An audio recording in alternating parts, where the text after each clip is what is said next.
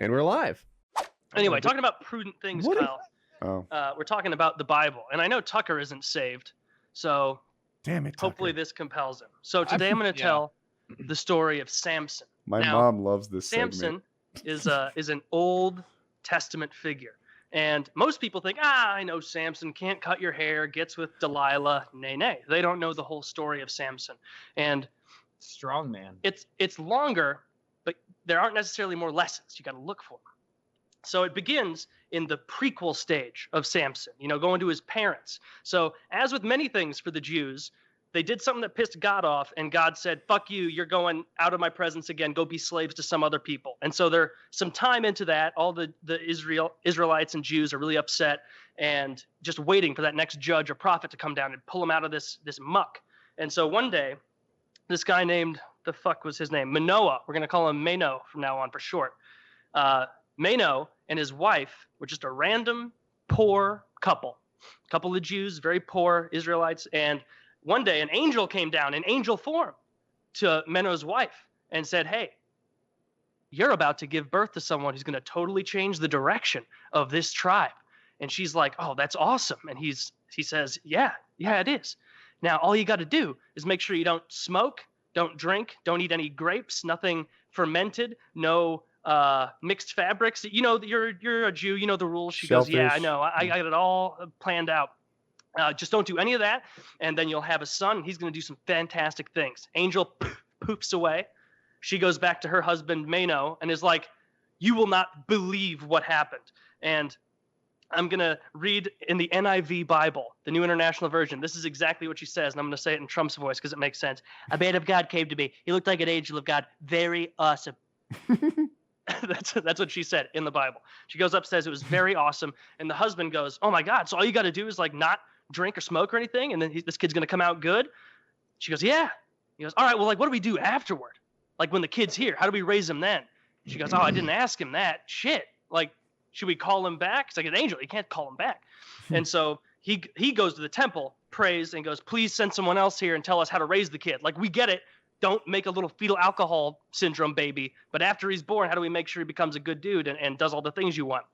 And so a few days later, a man, regular old looking man, really an angel, comes down the road, talks to Mano, goes, hey, the Lord pushed me to come to you and tell you that all you have to do for your child is make sure that a razor never touches his head or any part of his body. A razor is in like shaving, removing hair.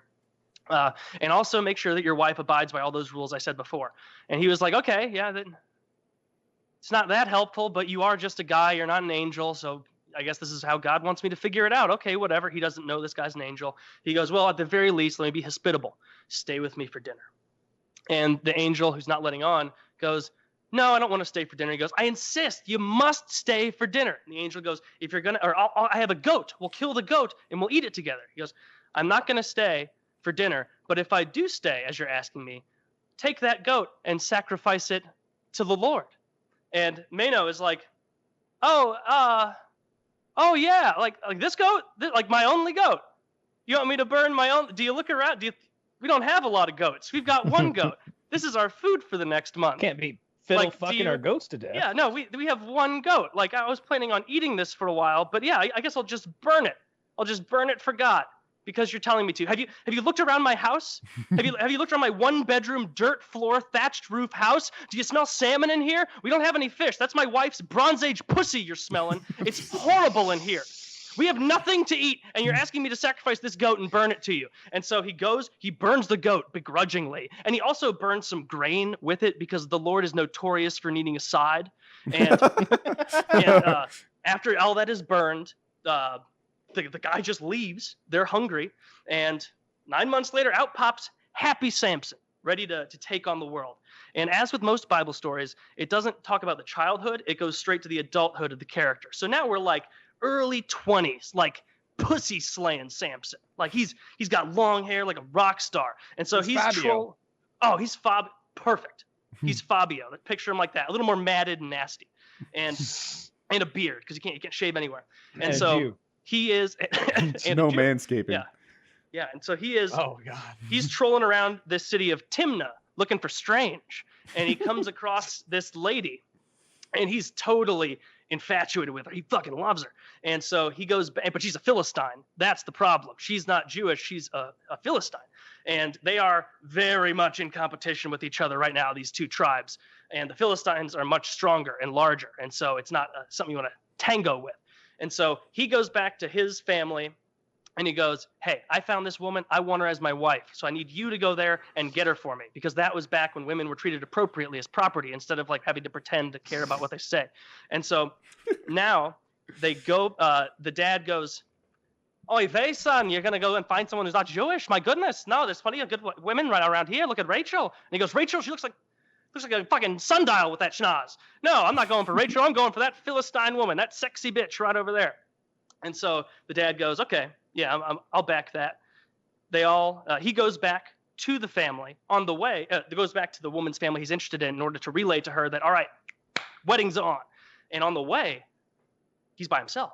A lion leaps out of the brush, comes to attack him. The Lord imbues him with, that strength that he has from his hair, and he tears the lion apart, like the way you would a goat was the example in the Bible, which apparently is like, you ready for goat? Like, no. And so he tore the lion apart, left it there, and miraculously, like, if I killed a lion, that would be in my Tinder bio, that would be in my Twitter bio, that would be my permanent Facebook status, it would be on my resume. Everyone would know. He didn't tell anyone. And it was weird because he was a braggadocious fella.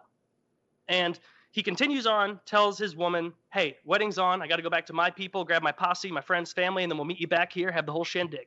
So he heads back, grabs his family, and as they're moving back towards the wedding party, which is they're going to the woman's place in the Philistinian territory, I don't know what it would be called. And on the way back, they see that same lion carcass. And the lion carcass is decomposed a bit. And there are bees swarming all around it. And so Samson, in what it can only be described as an insane person's maneuver, goes over to the hollowed out carcass of this lion where the bees are, dips his hands into the carcass, and retrieves 2 big old handfuls of honey.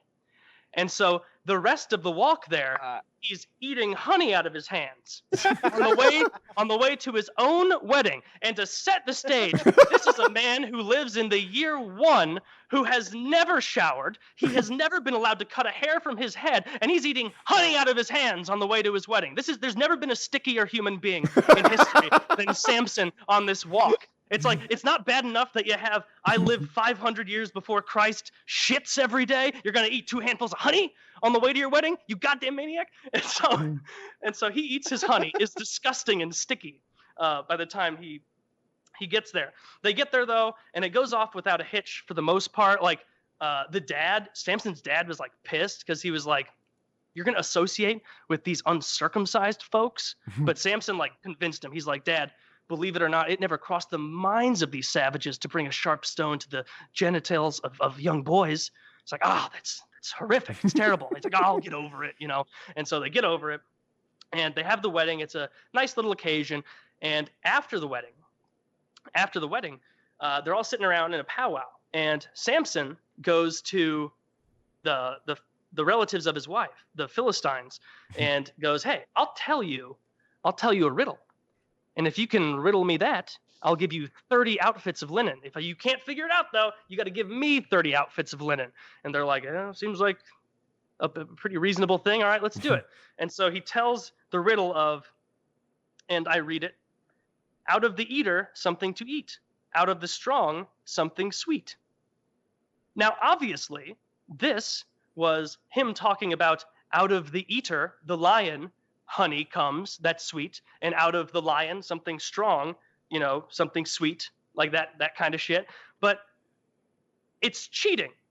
You can't make a riddle based on an experience that only you know about and then expect people to understand. Like, that's like the self-actualization of a 2-year-old, where you think if you saw something, everybody's seen it. And everybody will get it. Like, that's retardation. So my contention is that he was cheating. Okay. He was cheating from the start, is my contention. Samson was. He was giving a riddle in bad faith. It's like playing peekaboo and covering your own eyes. Yeah, it's like, hey, Woody, I've got an interesting riddle about my 7th grade birthday party. Now, no one in the details or the tendrils going out that'll give you hints. Like it's not fair. And so he gives this riddle, and nobody can figure it out because they weren't there. And so like 2 days later, the family of the woman go, hey, you got to get this fucking riddle because I don't know if you've looked around, but we're not exactly running a fucking courtyard Marriott. We don't have linen to hand out. Like we took this assuming we know the riddle. We're pretty good riddlers, but we don't have any linen. We're going to be humiliated and embarrassed, and we're not really on friendly terms with the rest of their tribe, just this family now. And so she goes, okay, I'll go do it. And so for the next 5 days, the word nag is used in the Bible. She nags and cries and bitches for so many days in a row that eventually Samson on the last day goes, yeah, okay, the answer is the lion. The answer is the lion and honey inside it, okay? Please, oh my God, week one of our marriage. Golly, I should have listened to my parents, you dumb whore. And he's furious. And 20 minutes later, she leaves. 20 minutes later, all the Philistines come back and they're like, Samson, we figured out your riddle. And he's like, did you? Did you figure out my riddle? What is it? And so they told him, what is sweeter than honey? What is stronger than lion? Which apparently was the 2 questions that aren't a riddle, or the answer to a riddle that was 2 questions that weren't. Nah. It's Jeopardy. These ancient people didn't understand what riddles were. He answered the question. Anyway. Yeah. And so they give him that, and he goes, cheated. You cheated. I just gave my wife that answer, and she went and gave it to you. And so Samson stood up calmly, and then he murdered 30 people. With his bare hands, he went around the camp, and he murdered 30 people, and then he left saying, someday I'll get my vengeance. So at this point, Samson is a terrorist at this point. He does not take kindly to those other folks. And so from there, Samson is Jewish. Home. He killed the terrorists. Correction. Yeah. He spends some time like mulling his own shit over in the desert or whatever while everybody else goes back. He eventually returns home and goes to his dad. Hey, I want to talk to my wife. He goes, your wife? That Philistine woman who lied to you and you killed 30 of her family members? No, when I was leaving, I said I gave her to someone else. Like, no, that's not your wife anymore. And Samson goes, God, fucking bullshit. Well, then I definitely need to get my vengeance. She's dead to me. And so he does what any sane person would do. He's got to get vengeance on these Philistines. They're stronger. They're more powerful. What do you do? What you do is you go into the woods and you catch 300 foxes. 300 foxes. Have you ever tried to catch one fox? It's fucking impossible. You're not going to catch 300 foxes. It's insanity. And so he catches 300 foxes. And then he does another sane thing. He takes them 2 by 2 and ties their tails together. And then once he has 150 paired off fox pairings, very hard to manage. You settle down. He puts torches in the night and ties those into the tails and lights them and releases them all over Philistine territory and all of their crops. And so the next morning when they wake up, they're like, there's a lot of burned foxes and no crops left. And there's a torch in all the foxes' tails. And this is very methodically done. A serial killer is in our midst. Is this that terrorist Samson? Is this that terrorist Samson that we're all so scared of all the time with the strength of 10 men and the temperament of a 1-year-old? Like, is this the man? And so they're terrified of Samson because he just destroyed everything. And so the Philistines go back and they go, they go to the woman that he initially married, the Philistine woman and her father, and they're so mad they just burn them too, probably with the last remaining pair of foxes running around. And they burn those 2 to death. And then I'm trying to remember what happened here. Sorry. It's so in depth. You couldn't. Oh yeah, I remember. No.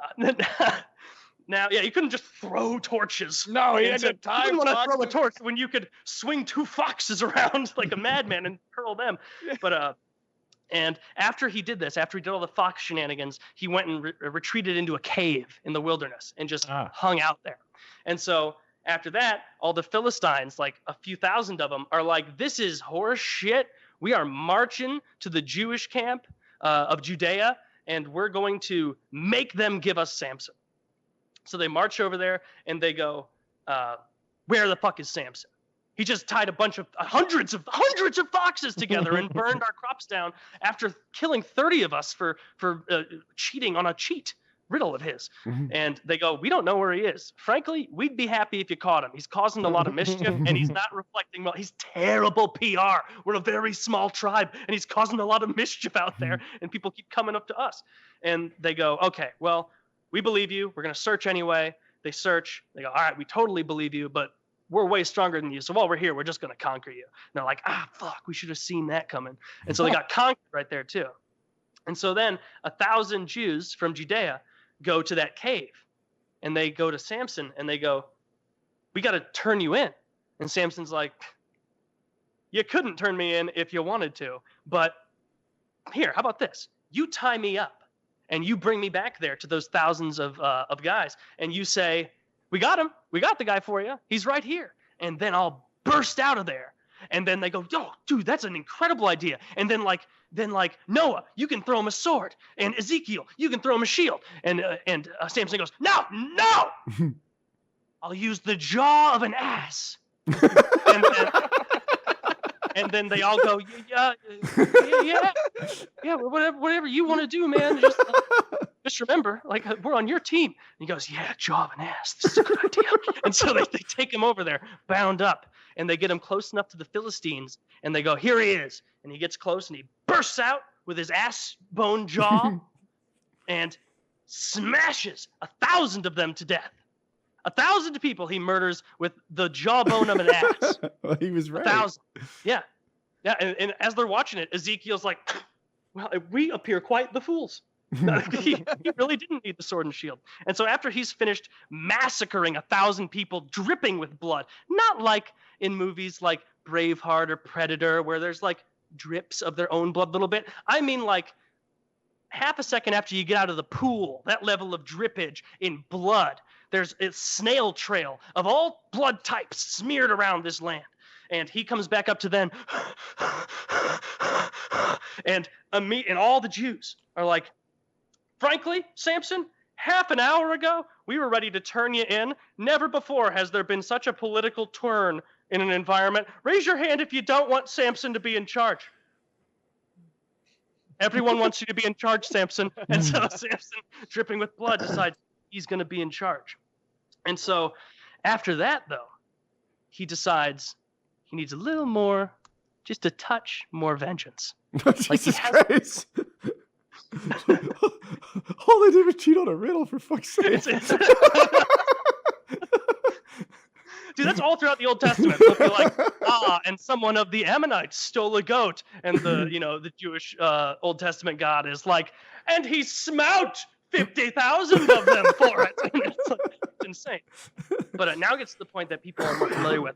Samson and Delilah. So a little more time passes, and he falls head over heels for this lady Delilah, and she's a fox. Like they were like back in the day, they were the Brangelina of the day, and so it wasn't like a relationship. Everybody fucking knew Samson was plugging Delilah, and so the Philistines go to Delilah and are like, "Hey, you got to give us info on how he gets his strength, because we got to get rid of this.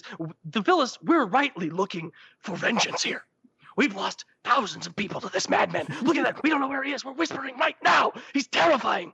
And so they basically convince her to be on like a little secret agent. And so she goes to him one night after they bang, and she goes, "Samson, what gives you all your strength?"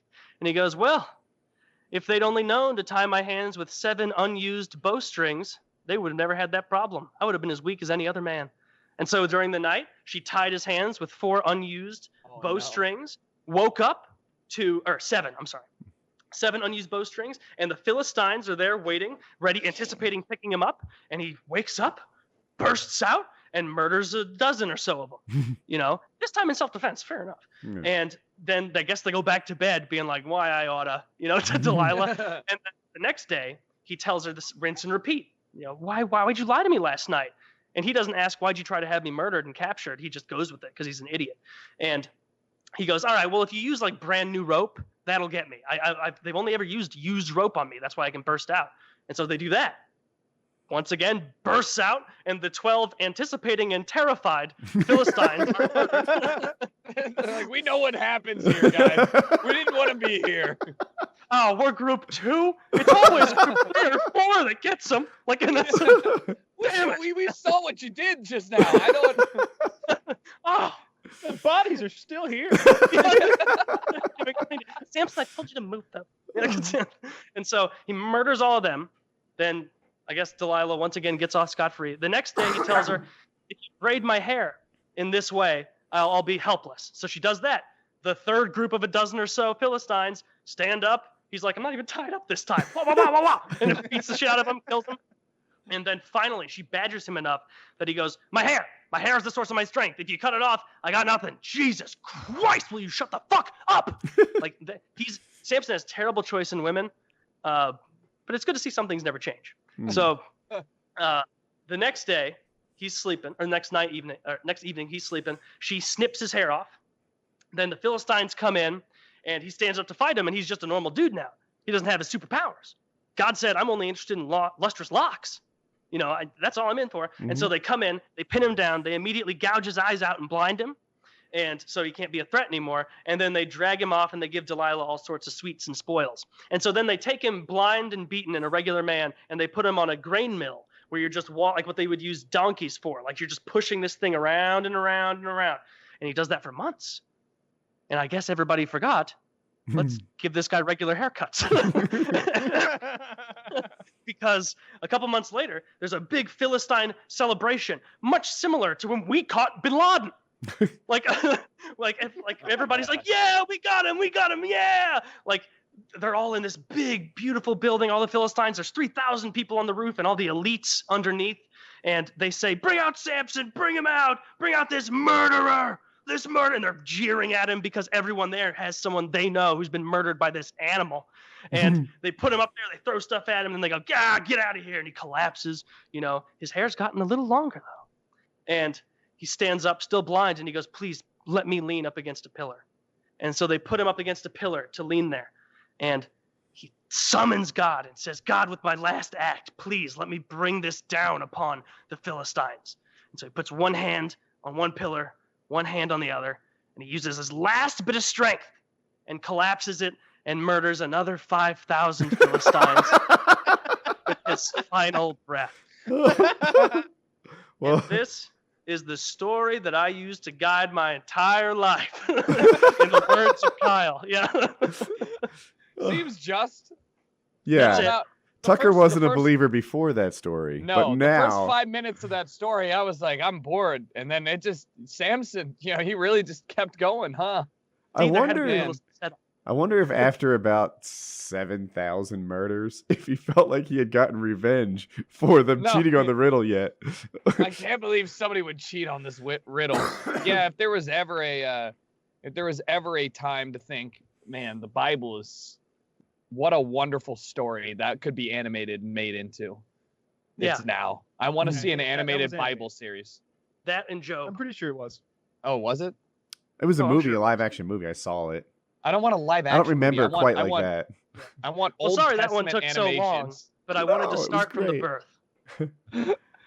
You made up for it. You made up for it. It really came to fruition. I enjoyed it. Thank you, and I hope you learned something. I mean, I knew Samson is strong ass dude and killed a lot of people, but I was unaware that he literally slaughtered thousands of people with the jaw of an ass, which is just not like out of all of the weapons that you could kill people with. That's wouldn't you get tired around 200, 250? You're like, damn, I got 750 more of these. Yeah, it wasn't just physical strength. It was like that hair was given cardio points for sure. Oh, yeah. I mean, 100%. I don't know what life lesson I'm supposed to take from that, but my wife cheated in Uno one time, and I feel like I've got some killing to do. Kill her family! But did you murder all of her Facebook friends? Yeah, that's really not yet. But but after that, to really good at, you got to murder the friends and people you may know of their friends. She's not on Facebook. I'm like the suggested follows on Twitter. You got to get them.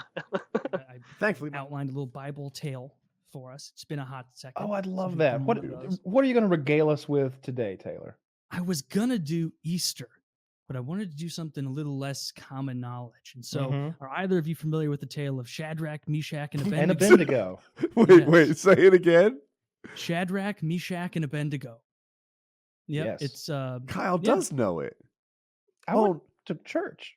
Yeah, no, I legit thought he made up an eeny meeny miny mo type of thing. No, go to Daniel 3-6. I think is where. Yeah, I know because I reread it. Please don't tell me the story, and I just disappointed my parents. Yeah, no, and your parents, Mr. and Mrs. Woody's parents. I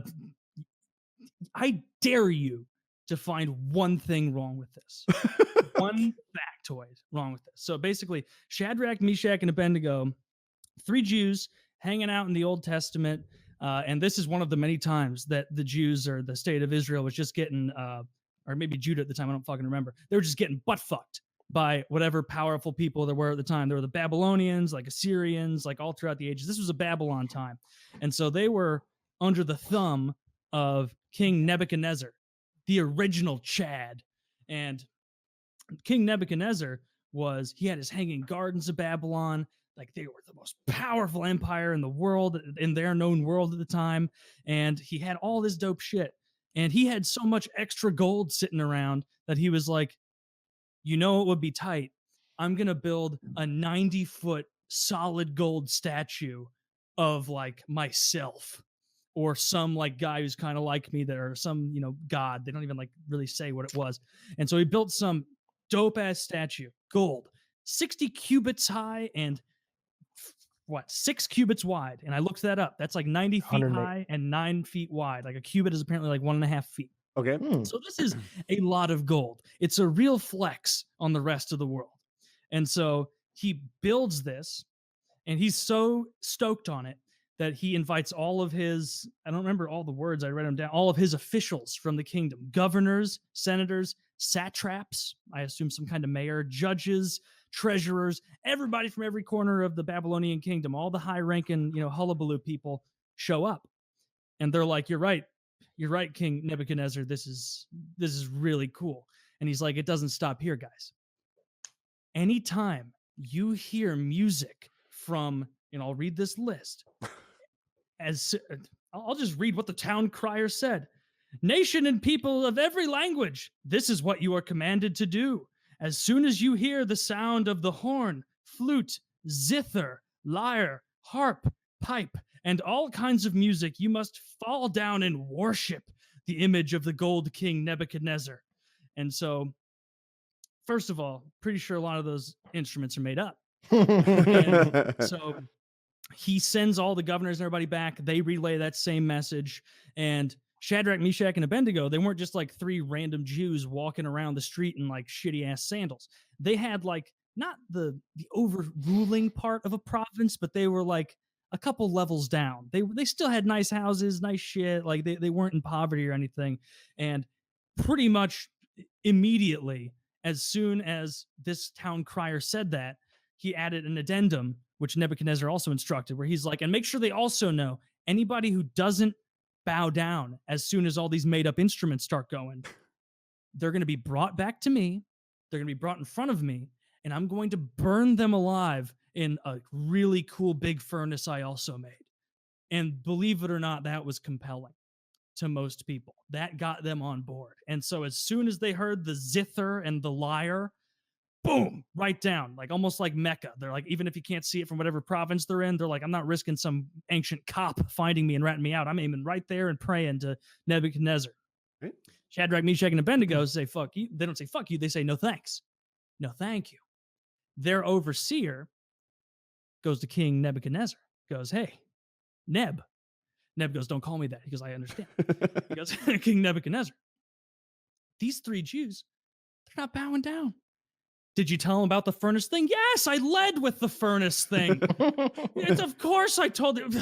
Of course I led with it, you brilliant king. And so Nebuchadnezzar is like, okay, well, bring him to me. Bring them to me. As far as I can tell, they're doing a good job on paper, but if they're not going to do what I want, bring them here. So he brings them there, and he tells them, hey, and King Nebuchadnezzar, is like in the opposite situation of like a rock and a hard place. He's between like tits and ass. No matter which way he goes, it's positive. If they show up and they say, I'm not bowing down, he gets a handful of tit, so to speak, where he gets to throw them in the furnace, burn them alive, and ensure that everybody's like, yeah, that bitch is not playing. He will burn you alive, bow. Or if they do what he wanted them to do, nice handful of ass, and they bow down, it's a little ego stroke where he's like, yeah, all it really took was them seeing me in my glory for them to bow down and do it. All right. And so they show up. He says, bow down or you're going in the furnace. No other options. They say, I will not bow down. No, I'm not bowing down. No, that's not my God. I'm not bowing down to your false idol or whatever the fuck. And he goes like probably a little like kind of like happy about it, like, okay, time to break in the furnace. But he tells his furnace guy first, he goes, turn it up 7 times as hot as normal. And in my head, I'm thinking like Shadrach, Meshach, and Abednego at this time were kind of relieved, where they're like, oh, he said 7. 7's one of those numbers that works out well. God, if he had said turn it up twice as hot, I would have shit myself. But 7, we should be okay. Thank God. And so Nebuchadnezzar, well, 7 is a biblical number. Like, yeah, it's all you see it a lot. Oh, you're talking to me, Yeah, you know like, I know that. Yeah. Things happen in 7s all the time in the Old Testament and in the New. And so Nebuchadnezzar wasn't just content with normal soldiers tying him up, because he's brought some of his governors and satraps and people to see this whole thing because he thinks it's cool. It is cool. And he brings out his most burly, ripped soldiers to tie up Shadrach, Meshach, and Abednego. And then he tells them, throw them in the fire.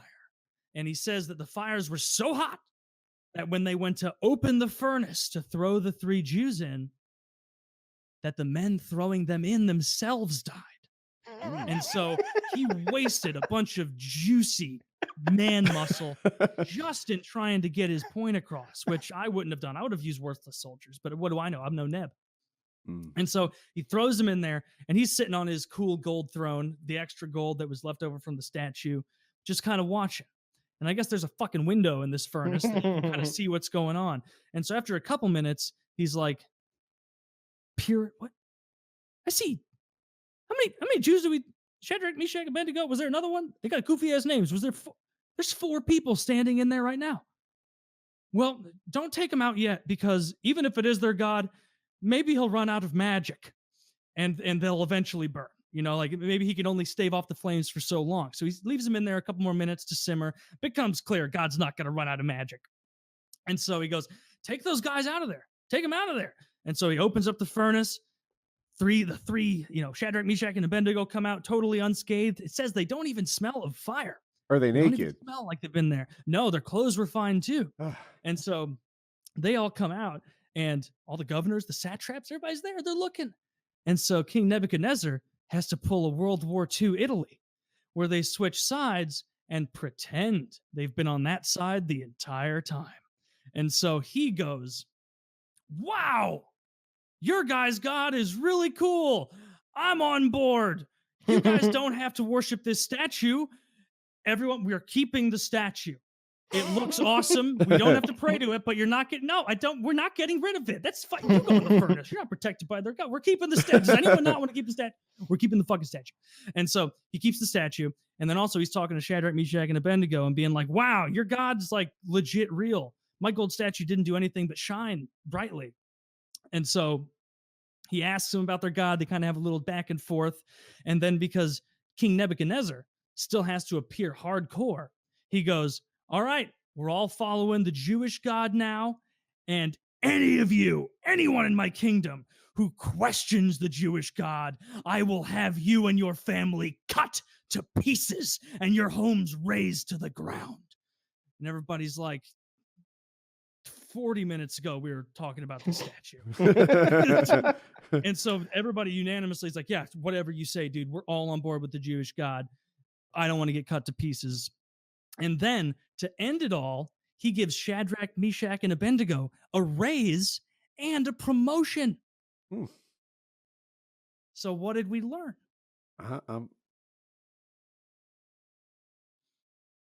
Hopefully, we're fireproof. I was hoping for insight because I didn't learn anything. Nothing at all. At all. It's a little similar to David in the lion pit, you know. I David feel in the like Lion's Den, yeah. I feel like they just recycled that one at some point.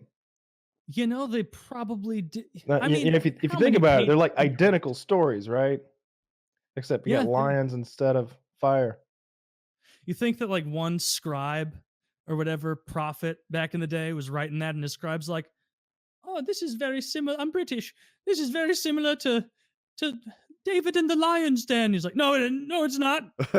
No, it's not. Name 10 similarities." I like to think the teacher handed out a project, and she's like, "No group projects. You guys can't. Did you guys work together on yours?" But mine's got lions. Mine's got a cool statue and a king named Nebuchadnezzar. We should run both through one of those like plagiarism checkers they use in colleges now. Yeah, see if anyone gets busted. That would be funny if it's like Jeremiah ripped all of his shit from like Leviticus. It's like that year that the two Deep Impact and Armageddon came out the same year. Yeah, you're like, wait a fuck, what? What? Well, in ours, the asteroid hits. All right. What I've learned the most is the more like I read these Old Testament stories, and like I've got a couple more stories outlined for the future. I just like doing them in our Just Us Girls chats. Is I'm not learning anything. I'm not learning any morals, any sort of compass for my life for most of these stories. Really? It's really just pretty, like, come on, you get it though, right? You do get it. I get that you're supposed to praise this God. No, it's about faith under fire, literally. Yeah, but that's it's trusting God no matter what. And in God real life, that doesn't work at all. Yeah, you become a martyr. Lots of people get cancer and they pray to God and they believe just as much as these fucks. Well, that was part of God's plan. Yeah, that's a convenient out. That's the truth. Question it and you could burn too. I just feel like if I had put my faith in God instead of my reserve parachute 2 months ago, this show would be down one host. Yeah, dude, if the afterlife is real, and that would have been God's plan. If the afterlife is real, praise his name. Fucking St. Peter next to the pearly gates is going to pull up one of the many YouTube compilations you listeners have made of my Bible stories, and I'm going straight to hell. So thanks for that. Thanks for that. But it's not real, so don't worry about it. Yeah. That's the lesson. I'm like 99% sure. Yeah. If it is, are you 100%? Or because I'm only like 99%. No, I would say I'm like high 90s%. But if I die and it turns out it's real, poof, I am not going to be pleased. Me either. And if you think about it, you wouldn't risk like how do the seatbelts work in your car? It says high 90s. 93, 94% of the time they work. Not really. Doesn't that concern you? Like, aren't you always worried about it every time you get behind the wheel? No, not really. I mean, that like they taught us that in school as like an argument to believe in God. It was called Pascal's wager. And it was, if you believe in God and it doesn't exist, you haven't lost anything. If you believe in God and he does exist, you go to heaven. If you don't believe in God and he doesn't exist, nothing happens. If you don't believe in God and he doesn't exist, you go to hell. So it was like, well, mathematically, you should believe in God. And my thought even then was like, he's gonna know I'm faking it. Like he's gonna know that I'm only doing it out of fear of not going to hell. And like, that's not enough to get into heaven. I don't think so. Based on what I've read, he seems pretty okay with scaring people into worshiping him. Yeah. Old Testament God was much more into the fear. Jesus was a little nicer, but Jesus also did, not even mean, funny stuff, like whip people and when they were like using his, like the Pharisees and Sadducees were using the church as a bartering ground and trading and financial place instead of using it as a worship place. He just goes in there and starts cracking the whip on all these Pharisees and overturning their tables. That was fun. Yeah, good for him. I liked that. Yeah, that was a good scene. I brought that up in my my drug class in prison. I don't remember how. Yeah. The teacher was an absolute moron, and he brought up something like he'd get like really stuck in the mud with the conversations. Like he'd start arguing with us, and we knew how to just like drag him down into the mud so he didn't get to teach us anything. And I something love came those up teachers. about something came up. I don't remember where it came from, but he was just like, you know, Jesus would never did anything violent. Jesus was all about peace. And I'm like, what about the time he whipped all those guys? He's like, what are you talking about? The time he went to where the tax collectors were in the temple and he whipped the shit out of those people and turned their tables over. He's like, oh, well, those Yeah. were Jews. And I went, You said that? I think I just won. I looked around. It was just 3 white guys and 8 black guys. And I was like, shit, none of them are here to complain about this. Damn it. I mean, Well, they were those Jews, but they weren't just Jews. They were Pharisees. And Sadducees, like the bad kind of religious people that were just manipulating the Old Testament into making money. Are you saying also, like, Jews are the bad kind because they make money? No, the Pharisees were the bad kind. Evil. Yeah. Yeah, that's why Jesus was so against them. I choose to believe you said that. And also, like he said, Jesus never did anything violent. There's literally in Matthew a verse that says, I bring not peace, but a sword. Well, this guy didn't know his fucking Bible. That was a metaphor. Not the way I do. Even better than Woody's parents. If they want to dispute that. No joke, I think they're in Israel right now. That is so fucking funny. They're like, yeah, they're getting extra lessons straight from the source right now. Wait, I would Israel? Love. Yeah, so, like, they go walk around Jerusalem. Does she not know that like people in Israel aren't Christians? I don't understand. Most of them aren't. Why it's so cool, but yeah, that's like their favorite place to vacation now. They go to Israel probably more than once a year. They call me. If they're not in Israel right now, then they just came home. I wonder, do they have like nice beaches and stuff there? Like they're right on the Mediterranean. But that's not what they're doing. They're like taking camels and checking out Moses's 40-mile walk or something like that. Yeah, they do have nice beaches though. I've definitely seen them on the. Let me try to find a picture. Yeah, I mean, I think they have nude beaches. Israel does? I figured they'd be way too conservative for that kind of thing. I don't know. I'll just look up Israeli nude beaches. Let's see. Where can I sunbathe nude in Israel? You go to Masada. I'm pretty sure like even shit like porn isn't legal in Israel. There you go, nudist beach at the. Oh, I found a YouTuber. Nudist beach at Dead heading Sea? to the nude beach on the Dead Sea in Israel. The Dead Sea's in Israel, and she's naked. For some reason, I thought it was in like Eastern Europe or something. Like, was this uploaded September 23rd, 2015? Sure was. We're on the same video. You're going to want to skip on forward to when she gets naked. She blurs everything, but I'm still pleased. She's got some of that Dead Sea mud. She's rubbing it on her face, like war paint. Oh, she's got a tattoo. Big no-no in Judaism. Well, and Christianity anyway, too, I guess. Yeah, definitely nude beaches in Israel. Yeah. Well, the more you know. The more you know. The Dead Sea is somewhere that would be. Let really your mom cool know, go. buddy. Yeah. She might have gone to the nude beaches. You don't know. Yeah, your parents. I wouldn't put it past them. Nothing They'd be wrong like, with it, right? We're gonna I'm not hike the. We're gonna hike the Sinai Desert Trail. Going to Masada. And then we're gonna get our freak on because that's how then we're Woody's gonna get parents laid. go. It just Is yeah, fuck me. Oh, this is right where Abraham almost killed Isaac. is Masada the one where the Israelis held out against the Romans for like a long time and then they suicided at the end so the Romans could claim no victory?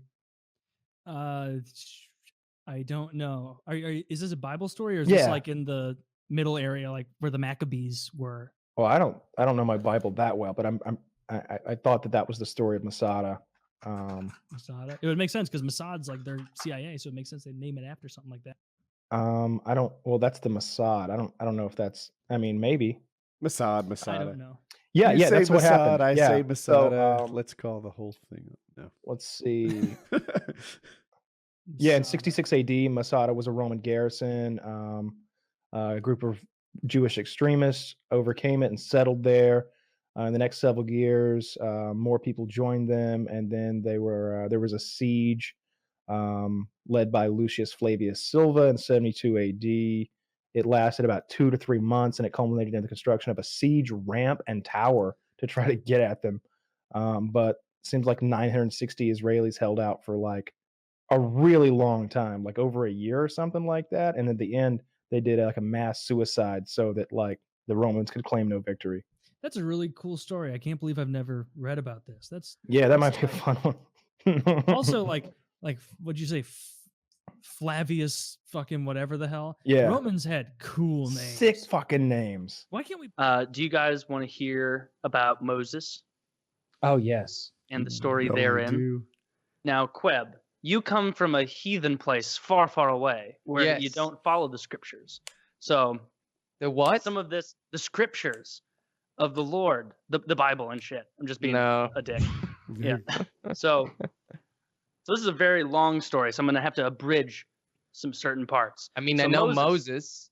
You know of Moses. Okay. Yeah. So you know who he is. So Moses was a Jew, and he was born a slave in Egypt. And right in his generation of being born, the Jews were proliferating so much in Egypt that the Pharaoh at the time was like, there are way too many Hebrews being born. If they decide to revolt, we're kind of up shit's creek because we've had them here for a couple hundred years and they're really starting to multiply.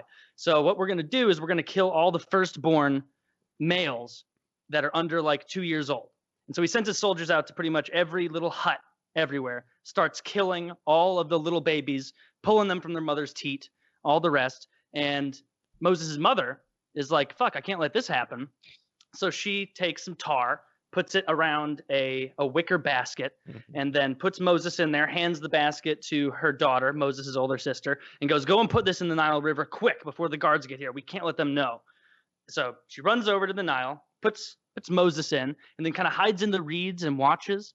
And before too long, dodging crocodiles and hippos and whatever else was there in olden days, makes it to a bank, kind of gets stuck in some reeds near the palace of the Pharaoh. And the Pharaoh's daughter comes down, sees the basket, curious, picks it up, opens it up, sees a little Hebrew boy in there. And she's like, oh my God, so cute, so cute.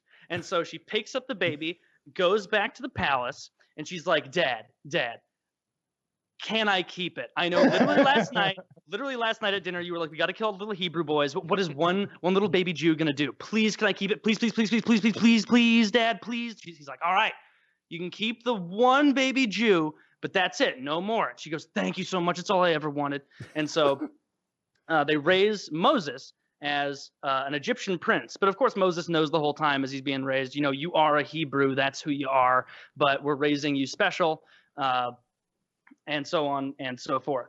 And so Moses kind of given better jobs. So while the rest of all the Jews and Hebrews were slaving away building pyramids or whatever they were doing, he was kind of like an overseer. And one day out there on the workforce, he was overseeing an Egyptian slave master berating and disciplining one of the Jews. And this slave master got so out of hand that he beat that Jew to death. And Moses lost his mind and proceeded to go into like a blackout, beats that Egyptian to death. And he stands up and that Egyptian's dead. Meanwhile, like his fists are bloody and he's and all the other Jews standing around him are like, Moses, the fuck?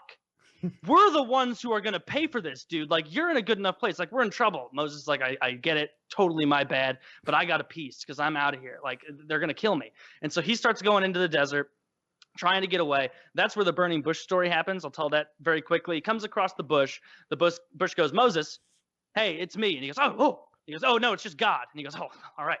And the bush goes, Moses, I put you in that position for a reason. You got to go back and release them from slavery. And Moses is like, they're going to kill me. And God's like, kind of implying like, I'll fucking kill you. And so he's like, all right, well, those are two sure things. At least the Egyptians, I might be able to sweet talk. So he heads back.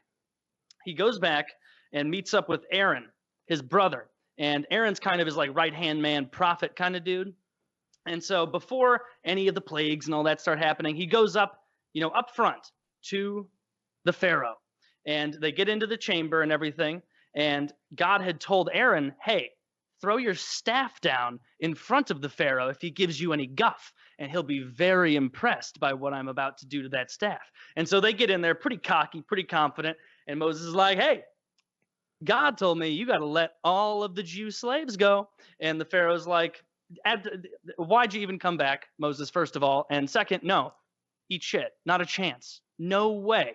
And so Moses gives Aaron like a sideways look, and Aaron throws his staff down, immediately becomes a mighty serpent, a big snake on the ground, slithering around the throne room. And the Pharaoh's like, frankly, that's pretty cool. So he summons his wizards and his warlocks or priests or whatever, and he goes, hey, guys, can you guys do the thing where you throw your staff on the ground and it turns into snakes? And they go, oh, yeah. Yeah, that's pretty fucking easy. So all like 10 of them throw their staves on the ground, and all of them turn into snakes too. And the Pharaohs, and so everybody's got a snake on the ground. Snake makery. Aaron's, snake makery. And so Aaron's snake eats all of their snakes. And then the Pharaoh's like, that's all well and good, but this was not a who can make the bigger snake competition. This was just a who can make snakes with magic competition. So I'm not convinced. Eat shit. I've got way more magic men than you and way more sticks to turn into snakes if need be. And so Moses and Aaron leave humiliated. It's like they got pants. So they go out there, and God tells them up front, he's like, hey, I knew that trick wasn't going to work. I just sent you in there to set the stage, but I'm going to send a series of plagues upon the people of Egypt, and I will harden the Pharaoh's heart so that he will not agree to anything after any of them until all of them are complete. And Moses and Aaron are like, why would you tell us that? Why would you let us know that no matter how good a salesman we are now, like you're going to keep them from saying yes until the very end? Like why would you pull the whatever? Because obviously they're not going to be as good a salesman if they know it's going to fail no matter what. So he tells them, all right, go down to the Nile, slam your staff all dramatically on the water. Every bit of water in the Nile and in every pot, every pan, every clay jar in all of Egypt is going to turn to blood. And so he goes down there, slams the staff. Immediately, everything is bloody, except for the water that the Jews had. That's totally untouched. And so starts to smell really bad after like 2 days. And so they go back to Pharaoh, and Pharaoh's like, honestly, this sucks. I am fucking thirsty. And I've had nothing but blood for 2 days. Let's get your iron. And so Moses is like, all right, well, are you willing to let us go? And Pharaoh goes, one sec, real quick. Hey, magic men, wizards, can you turn water into blood? And they go, oh, hell yeah. And so they turn some water into blood. Pharaoh immediately goes, fuck, that was a waste. Can you guys turn blood into water? And then they go, no, we can't do that. And he goes, oh, damn it. Well, Moses, I promise I will let you go if you turn all this blood back to water. And Moses goes, oh, hell yeah. Swings his magic staff, all of it back to water. Pharaoh immediately goes, ha, you fell for it. No, absolutely not. Eat shit. So they go back, and God is like, don't worry, I knew that would happen too. Moses is like, this is gonna be a trend, Aaron. We better get used to this. God goes, all right, next, go strike the Nile again with your staff, and I will summon forth a horde of billions of frogs, and they're all gonna just wreak havoc. And they're like, but what are frogs gonna? He's like, silence! You will do the frogs! And so they go back down to the Nile, slam the river. Immediately, billions of frogs start jumping out. And they weren't just coming out of the river. Like people, like Egyptians were like sitting there getting their rice out of their fucking pot or whatever. And frogs start jumping out of there. And after another 2-3 days of frogs, everybody did some gigging, had a fun time the first day, but you can only do so much. And then after that, they go back to Pharaoh and they go, are you getting tired of the frogs yet? He goes, honestly, I have an enormous palace, and I've just paid people to stomp on them as they try to get in. It hasn't been an issue. And frankly, Ted, head wizard, he showed me how to make frogs. Stop making them now, Ted. There's enough. And so I can do that too. Not that impressed. But once again, my wizards don't know how to get rid of frogs. Do you know how to get rid of frogs? And he goes, oh, yeah. And he goes, all right, get rid of the frogs, and I promise I'll let you go. Moses waves his staff, all the frogs. Okay, this is an interesting thing. Kind of like in Skyrim, where you run out of magicka and you have to wait to recharge. God used too much of his magicka to create all the frogs, and so he wasn't able to just suck them back into oblivion. He just killed all of them. Just all these frogs died. And so the next couple verses in the Bible are like, and they swept the frogs into piles, and did they reek? And like that kind of. And so there's just big piles of rotting amphibians. And so then immediately the Pharaoh goes, eat shit. No, my heart feels hard all of a sudden. No. And so they go back. I'm gonna lump plagues 3 and 4 together because there's fucking 10 of these. And plagues 3 and 4 were not original. One was gnats and one was flies, and they both basically happen the same way, where God tells them, do this, hit the ground, and every mote of dust will turn into a flea that will be leaping. It'll look like Woody's carpet, across the whole land of Egypt. And that's what he did. And then eventually goes back into the throne room, goes, hey, you impressed? And he goes, no, all of my magic men have been making fleas all morning to show they can, but we don't know how to get rid of them. And so swings his staff, all of them go. Pharaoh says, eat shit. No, you can't leave again. And so then they go back to God, and God goes, all right, we're about to turn this stove up to medium. And they go, can we just go to high? We just go to high. Because at this time, they don't know the future, but they do know that God is obsessed with round numbers and the number 7. And so like in Aaron and Moses' talk, they're like, this is either going to 7, best case scenario, worst case scenario, 10. So just keep forging through. So the 5th one is, he goes, all right, Moses, slam your staff on the ground, and every single animal that Egyptians own is going to die. All of them. They're all going to die, except for the ones that the Jews own. And so he does that. All of their animals die, goes back in there and goes, hey, have you noticed anything about your entire economy, Pharaoh? And he goes, yeah, it's destroyed. It's crashed. Thousands will starve. Millions will starve.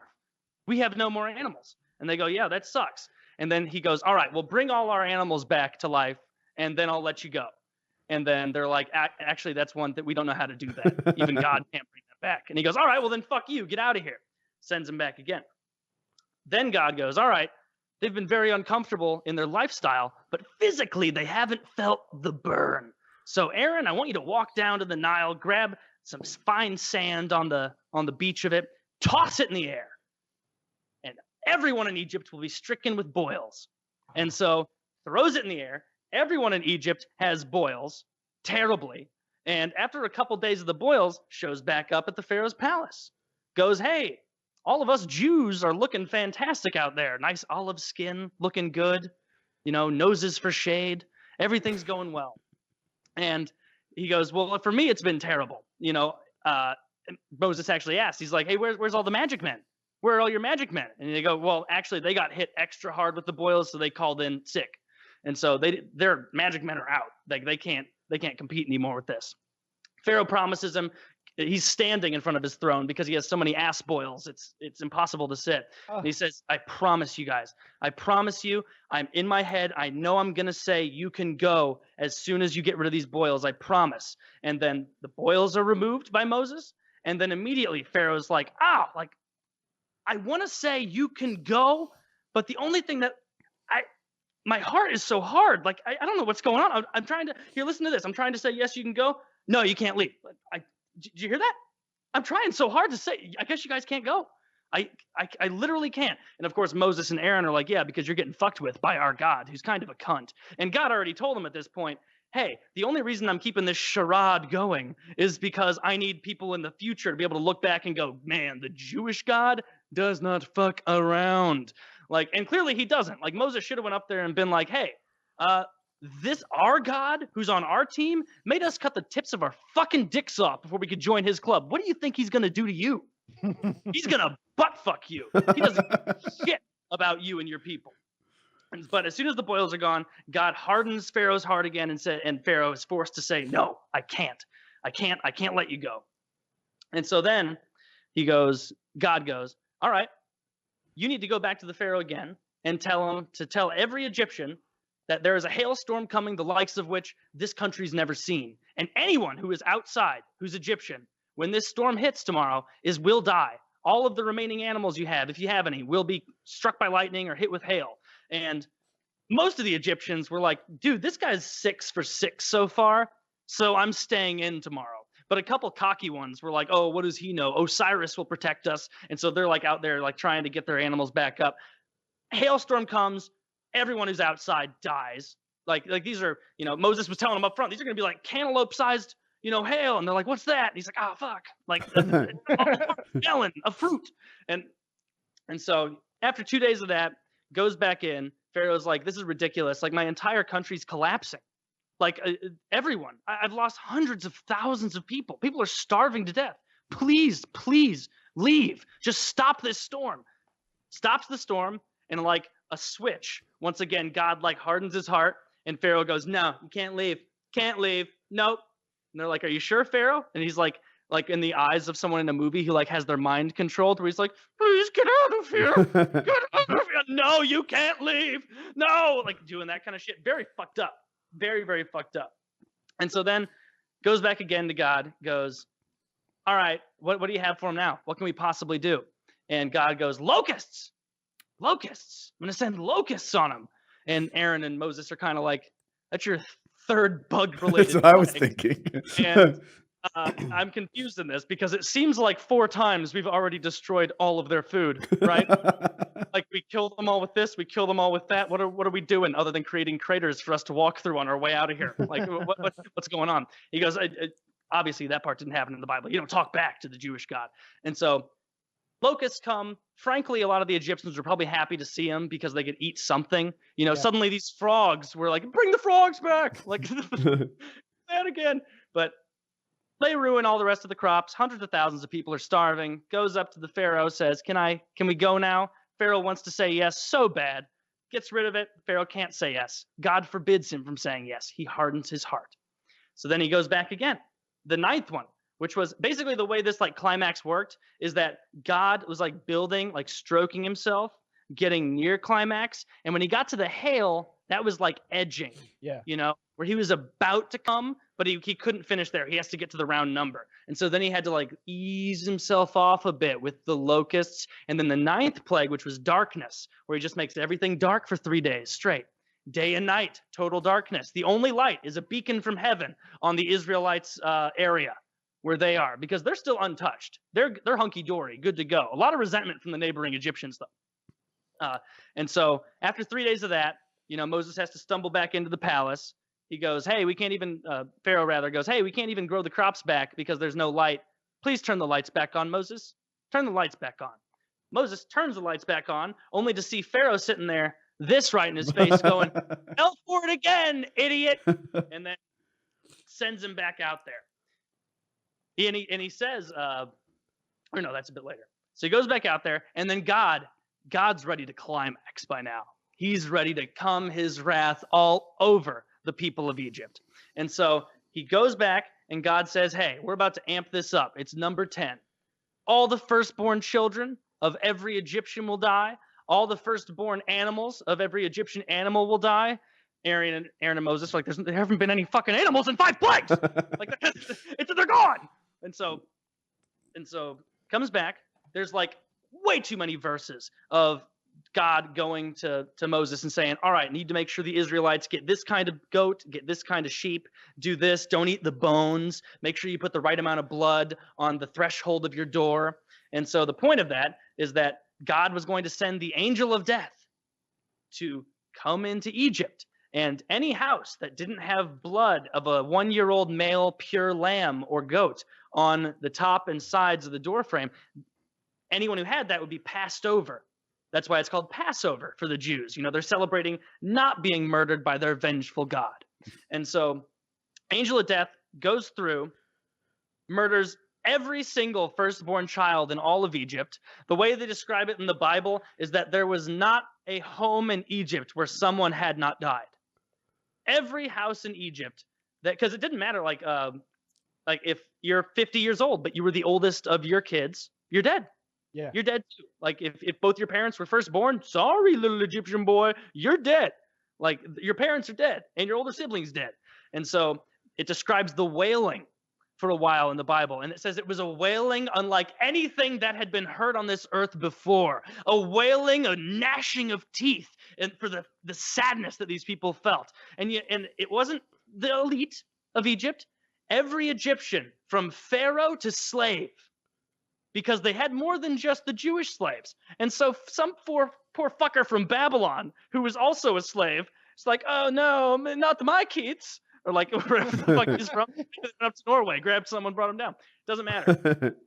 Go back, and they're like about to enter the palace again, and Pharaoh like comes out on his stoop or whatever, and is like, "Get the fuck out!" get out of here now. And they're like, are you serious? Are you for real this time? Nope takes his back seats. And he's like, yeah, for real. Get the fuck out of here. But what Pharaoh had forgotten is that he was not only dealing with God, but also with Jews. And so the Jews said, well, before we get out of here, we're going to need some gold and some silver. Some spices to, make sure we're comfortable. And he's like, whatever, dude, whatever. Everyone, give them whatever you have. Give them all the silver and gold you have. Get these fucking cursed people out of here. Out of here. So they all load up in all their shit and they head off into the desert. And that's where this chapter of the story ends, prior to the whole Red Sea thing. Yeah. So that is a very abridged version of the Bible. And it's mostly true. It's absolutely not Amazing. true at all, because there were no Amazing. Jewish slaves in Egypt. No, I'm saying according to the book, it's pretty Oh. true. I mean, Oh. the story I told was pretty I accurate. see. I- Accurate to the Bible. I see. One what of you're my saying. favorite things about Taylor Bible Time is that later on, a couple weeks from now, maybe even a couple months, I will get a call from my parents who fact check it and tell me like, yeah, you know what? It wasn't that God was edging and about to come during the sixth plague. Like I remember you described like I don't know why they mixed up his goat hair with it. My mom was like, he was a very hairy guy. I think Taylor didn't exaggerate that quite enough or whatever. But yes, I can't wait to hear my mom try to take that apart and tell me where you went wrong. I've that's seen the pretty accurate. movie. Have you seen the movie? Yes, I have. The Disney movie? or the Exodus, Charlton Gods Heston and movie? Kings. Exodus, Gods and Kings. So they attack the situation of Moses in two ways, where it's the religious people, they go, oh, it's God has done this. And then you have the scientists which go, well, technically, if you take all the frogs away, obviously there's going to be a lot of flies still alive. Stuff like that. Yeah. It's a pretty interesting. At first, I thought you guys were like pulling a prank on me with this whole Bible talk. This is no, a I tentpole topic Bible around stories. here. I've like never, in my few times that I've been on PKA, I've never experienced Bible talk. Oh, it's highly requested. It's one of the Shut most highly up. requested topics, not to jack myself up. No, it's It not. is, Where'd that I'm come a from? huge fan of it because like after you hear a ridiculous story like that, you have to stop and remember that there are billions of people who believe this and It's are a willing to Factual. kill and die over these facts. Mm-hmm. And The most- again, like if you care about like reality, just know there were no Egyptians in bondage in Egypt ever, and if there were, they certainly didn't build any of the pyramids or the Well, structures. they that we were see never today. slaves, right? That's what the scientists and Yeah, it was geologists and stuff- professional Jews artisans. were never Yeah, slaves. These in were Egypt. highly paid craftsmen who actually constructed the things you see in Egypt, all of the pyramids and such. I mean, you could tell that by not just the quality of the craftsmanship, that this was a They had well-trained person, housing, but and- also the housing they lived in, the food that they had available, the implements, everything down to the quality of the pottery that they had in their domiciles. These were well-paid artisans of their time who created those If, giant. If Woody's mom is going to go through and fact check me, more important than the facts of the plagues and he actually didn't slam his staff down there, blah, blah, blah. The actual thing to talk about in that story to do with the religion of Christianity or Judaism is that the Lord repeatedly and continually forced the Pharaoh to harden his heart. You can't give someone free will and then force the what it was is like, when you're dominating a game of Civ or Age of Empires and Queen Elizabeth is like, oh, please let me retire with some dignity. And it comes up as yes or no. And you go, no. And you just burn them down. Like, that's the fucked up part about it, really, as far as like Christian canon, is that God directly intervened, changed the ability to make a decision, thereby infringing on his own gift of free will in order for his own macabre story to play out. Yeah, it's So like if when there's we used anything to she takes qualms with, then when we used to that's what I'm play interested to hear. when we used to play Call of Duty 4 and we'd be destroying someone in domination and the game's about to end, so we let them capture 2 flags, so the game will just keep going on for a while and we can force it even more. Yeah, That's exactly what God was doing. That's exactly God is a hateful 14-year-old COD player apparently who just likes playing with his food. Mm-hmm. Yep. He's a Old Testament God's a real piece of shit. Rough customer, right? Mm-hmm. I mean, you told the one before, didn't is it Locke? Let his daughters get raped, maybe? Yes. Yeah. Well, he was about to willing let him get raped. Yeah. But then he went ahead and fucked him himself. So, decide which of those situations is more out there. Well, he was drunk. Oh yeah. Jeez, Quinn, why are you so judgmental? Drunk. I mean, you get a little wine in you. Woody. Yeah. Get a little wine in you, and then a lot later that night was like, oh, the floor of this cave is so cold. I feel like I'm gonna vomit. Talking about Woody when he was like, right. Thank God this cave is so cold. Lot was a pretty devout guy. It's interesting that he was so devout within a city of those who were so the opposite. It's almost as if the story was completely made up and meant to be a parable. No, I'm pretty sure it's true. Oh yeah, you're right. Yeah. I like whenever some like historian, air quotes, is like, we believe we found the city of Sodom and the city of Gomorrah. It's like, unless it literally says Sodom on like a big placard that you found outside this motherfucker, like ye old Sodom, like Sodom, house of sodomy and more. Like no, you just found an old fucking city that's been abandoned and destroyed or something like that. Like I hate that so much. Remember when people were always finding the ark, or not the ark, but the Noah's Ark. Yeah, Noah's Ark. You're right. They found the ark like 4 times in my teens. Yeah, I was like, but what? Like that one has metal in it. Like fun story. One of my good friends, still good friends, his mom was like super religious, right?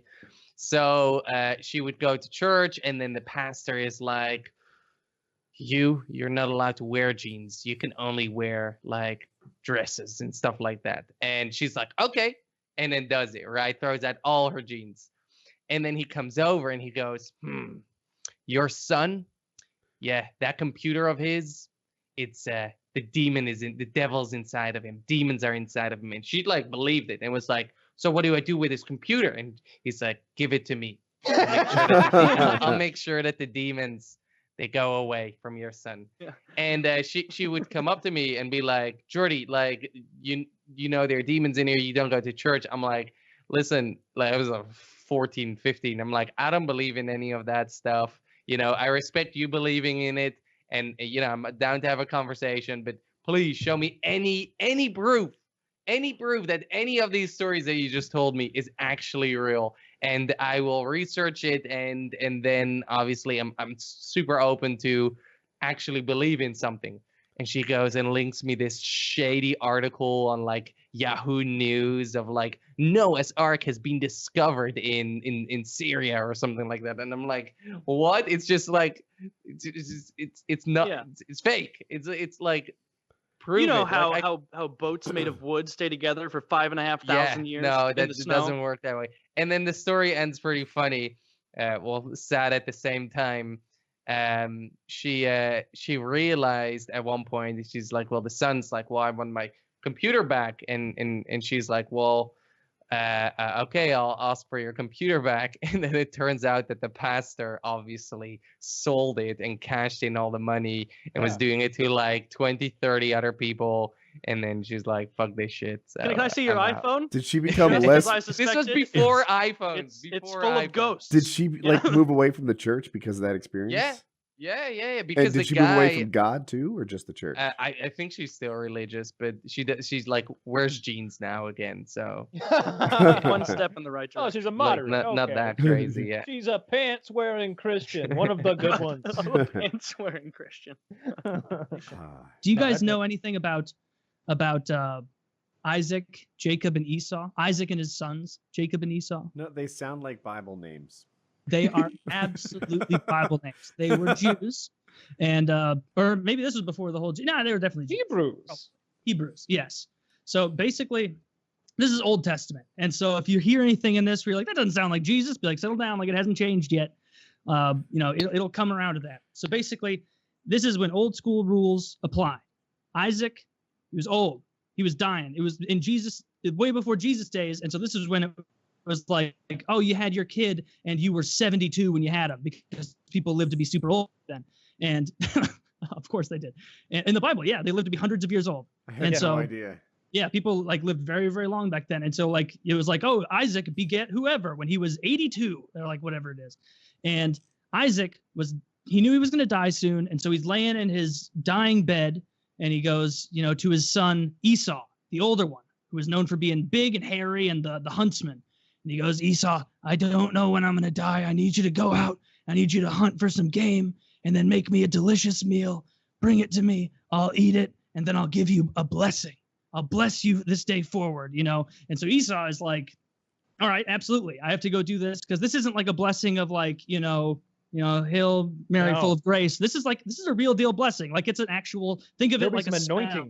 Yeah, this was not I give you good luck. It was like a spell of power, basically. Think of it because let me ask you, who's the character who's in the bed dying? His name is Isaac. Isaac is like tight with God, right? So a blessing from Isaac is de facto a blessing from God in some ways. Yeah, you need to establish, to get the intensity of the story, that this is a blessing of like, I bless you to be guaranteed to go on and do great shit and be successful. That's not way better than sneezing. Yes, it's not a bless you, child. Now I die. and so as he tells Esau this, Esau's in there and he goes, okay, I promise you, Father, I'm going to go get that game, make you a meal, bring it back. Rachel, who was one of Isaac's wives, or Rebecca, sorry, who was one of Isaac's wives, was outside of this room and she heard that. And so she goes to her son, Jacob, and she goes, Jacob, he's about to give away this blessing and Esau's out there hunting. We got to go right now. We got to get this blessing right now. You go, you get 2 animals from our stock, bring them in here. I'll kill them. I'll make the meal real quick. And then you go deliver it to him. And Jacob goes, that's all well and good. I'd love to usurp that blessing. But problem is, I am a smooth man and Esau is hairy. Even though Isaac is going blind, he's still gonna recognize me. This speaks volumes to the intellectual capacity of people back in this day. No, hang on. Let me jump in because I got a theory as to how this could be true.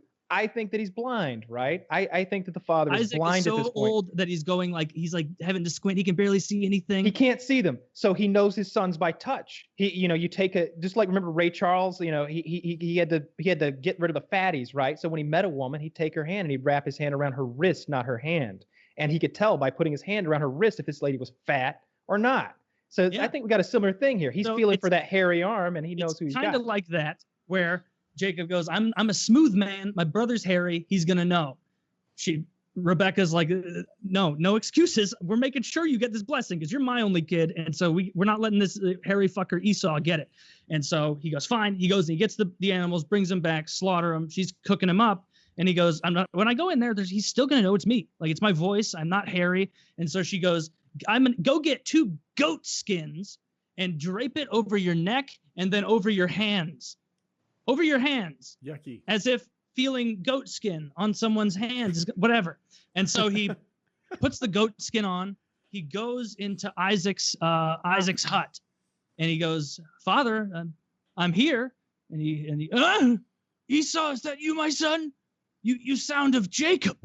He's like, oh, no, it's definitely me, Esau, the guy you told to get food. Oh, well, I did tell you that, and and Jacob wasn't around. I trust you. Come closer. And he touches his hands with his old man fingers, and he goes, my donkey-handed son is here. my hairy Worf, son. you've come back to me. Yes. So, you're here. Well, all right, give me my food. And so he sits down, he starts feeding Isaac the food, helping him eat, gets Isaac some wine, lets him drink it. And after he finishes it, Isaac goes, Are you really Esau? Because even this blind man was not convinced by this masterful ruse. And he goes, yeah, I'm definitely Esau. And so he goes, you sound just like Jacob, though. Like, you sound just like him. Like, I'm blind, not deaf. And he goes, okay, give me one more stroke of the hands. He gets one more hand stroke, and he goes, all right, I'm good. I believe it's Esau now. So he gets one more hands of Esau touch. And Isaac goes, all right, prepare for your blessing. And he says, I want to find the actual blessing here so you can hear what it was. Yeah. So he said, come near me and kiss me, my son. And so he kissed him his son. He smelled Esau's furs and the huntsman upon him, so he was comfortable giving the blessing. And this is the blessing. He said, "See, the smell of my son is as the smell of a field that the Lord has blessed. May God give you the dew of heaven and of the fatness of the earth and plenty of grain and wine. Let people serve you and nations bow down to you. Be Lord over your brothers, and may your mother's sons bow down to you. Cursed be everyone who curses you, and blessed be everyone who blesses you." Wow. Well, That's you pretty cover- fucking powerful blessing. You cover a lot of bases with that. Wow. A lot of Those who bases. don't like you, they're fucked. Those who are tight with you, those go. They get risen up too. Oh. Everything you want is yours. You even smell good, bro. You smell nice. It facilitates an awesome, dope life for him. And so as Jacob is leaving, like 30 yards away, Esau's coming in with the stuff that he just hunted and cooked and made. Like he fucking slaughtered stuff out there, made a pot, made a fire, made all this shit. And Jacob is like taking those furs off real quick, throwing them behind the hut, and then running back into the house behind his mom. And Esau walks up and he goes into Isaac's tent. Esau goes, "Father, arise, eat of this meal I've prepared for you so that you may bless me." And Isaac, with that look on his blind, I've been hoodwinked face, goes, "But who was it that brought me food just a moment ago? I've already given your blessing. Who was that?" And of course, Esau's like, "Are you shitting me? Like, are you shitting me? Like, someone already came and get this? Like, there's only so many of us in the world right now. It had to be Jacob. Was it a woman? Was it a woman? No, then it was Jacob. It was fucking Jacob. There's not a lot of us here." So I narrowed it down. So he says to his father Isaac, he says, "You know what? Okay, I understand. Like he's violent, like shaking. He's so mad, but he goes, Father, you must have another blessing. You must have another backup blessing." Does he have shortage of blessings? He just says them. That's the thing. He says, "Father, please bless me. Please give me a blessing. I need something. I've done this for you." And Isaac, like a fucking Radio Shack, no returns, no matter what employee, is sitting there going, "I'm sorry, I can't. There is no more blessing for you. There's none. I can't give it." And Esau's like, "This is ridiculous. Like, you can just give me a blessing." And Isaac, apparently being clued into God, is like, "No, the words have been said. The spell has been cast. Your brother is blessed, and you are not." You want me to go to God and tell him I didn't recognize my own son that I was trying to bless? You think he's going to give me some more blessing mojo if I tell him I gave the wrong fucking son of mine the blessing? Yeah. Never again will he give me mojo. He'll never give me another blessing privilege when he finds out that I gave it to literally the only other person that I could have accidentally given it to. 100% failure. And so basically, Isaac eventually says to his son Esau, says, I'm so sorry, I can't bless you. And he tells him this. He says, "What then can I do for you, my son? He's asking, have you but one blessing, my father?" And Isaac says, "Behold, away from the fatness of the earth shall your dwelling be, and away from the dew of heaven on high. By your sword you shall live, and you shall serve your brother. But when you grow restless, you shall break his yoke from your neck." And so he didn't only not get a blessing, he got like a spelled out prescription for how much his relative or his ancestors are going to have to serve Jacob, the shitty brother who stole his inheritance from him, that blessing, which is basically the inheritance that you get from a God man. Hey, that's not where the Arabs came from, is it? Or is that a different Bible story? This is a later chapter. Yes. I think that might be Cain and Abel you're thinking of. I thought that was the black people. Esau and maybe. But yeah, there'll be more to this story as I continue with Isaac and Jacob in later chapters. But man, like I had to reread it to like get the full story again today because I haven't thought about it in a long time. Yeah, I remember that. I would now, be the goat skin. livid if I was Esau and I found out that I didn't even someone stole my blessing, and then also I don't even get like a thanks for coming blessing. Like so the way my preacher explained that is he said he was blind, of course, and that those goat skins, like, it's not just about feeling the hair, but he had the scent, that like the huntsman's scent from those goat skins he was wearing. He smelled like the right son in the hoodwinking portion of the story. And of course, they weren't like goat skins with like goo on the other side, so there's no confusion. This is more like a fur blanket. Yeah, but man, like insult to injury. Not that any of this ever happened, of course. No, but yeah, if you pretend it does, then it makes it more fun. This is no different than us discussing that episode of House of Cards, right? Like, and then he fucking pushed her in front of the subway train, and he became the president. dude, but this is so much. Spoiler alert, season 2. This is so much cooler than House of Cards because the stories are Because old they're as shit. true? Oh, my bad. Like it's so old that it's like, I don't know, you can see morality like almost forming. And like the way, like back then, it clearly was not the God yet of the New Testament, which is like the omnipotent, omniscient, good God who's trying to like help out and shit. Like this is still when it's like just getting started. This is Genesis 27, I think. I wrote it down. Yeah, Genesis 27 is the story. So it's real early on, and they're still in that mode of like our tribal deity, you know? So even God, like when he finds out like, oh, hey, sorry, God, I accidentally gave the wrong blessing. Can you give me another one? Even God is like a fickle tribal God of like, no, you fucked it up. Sorry. Yeah. You know, Yeah, he's a smaller god. He's definitely a smaller god. He's not Lord of the universe and commander of the stars. He's more like that guy we're really tight with who does a little magic.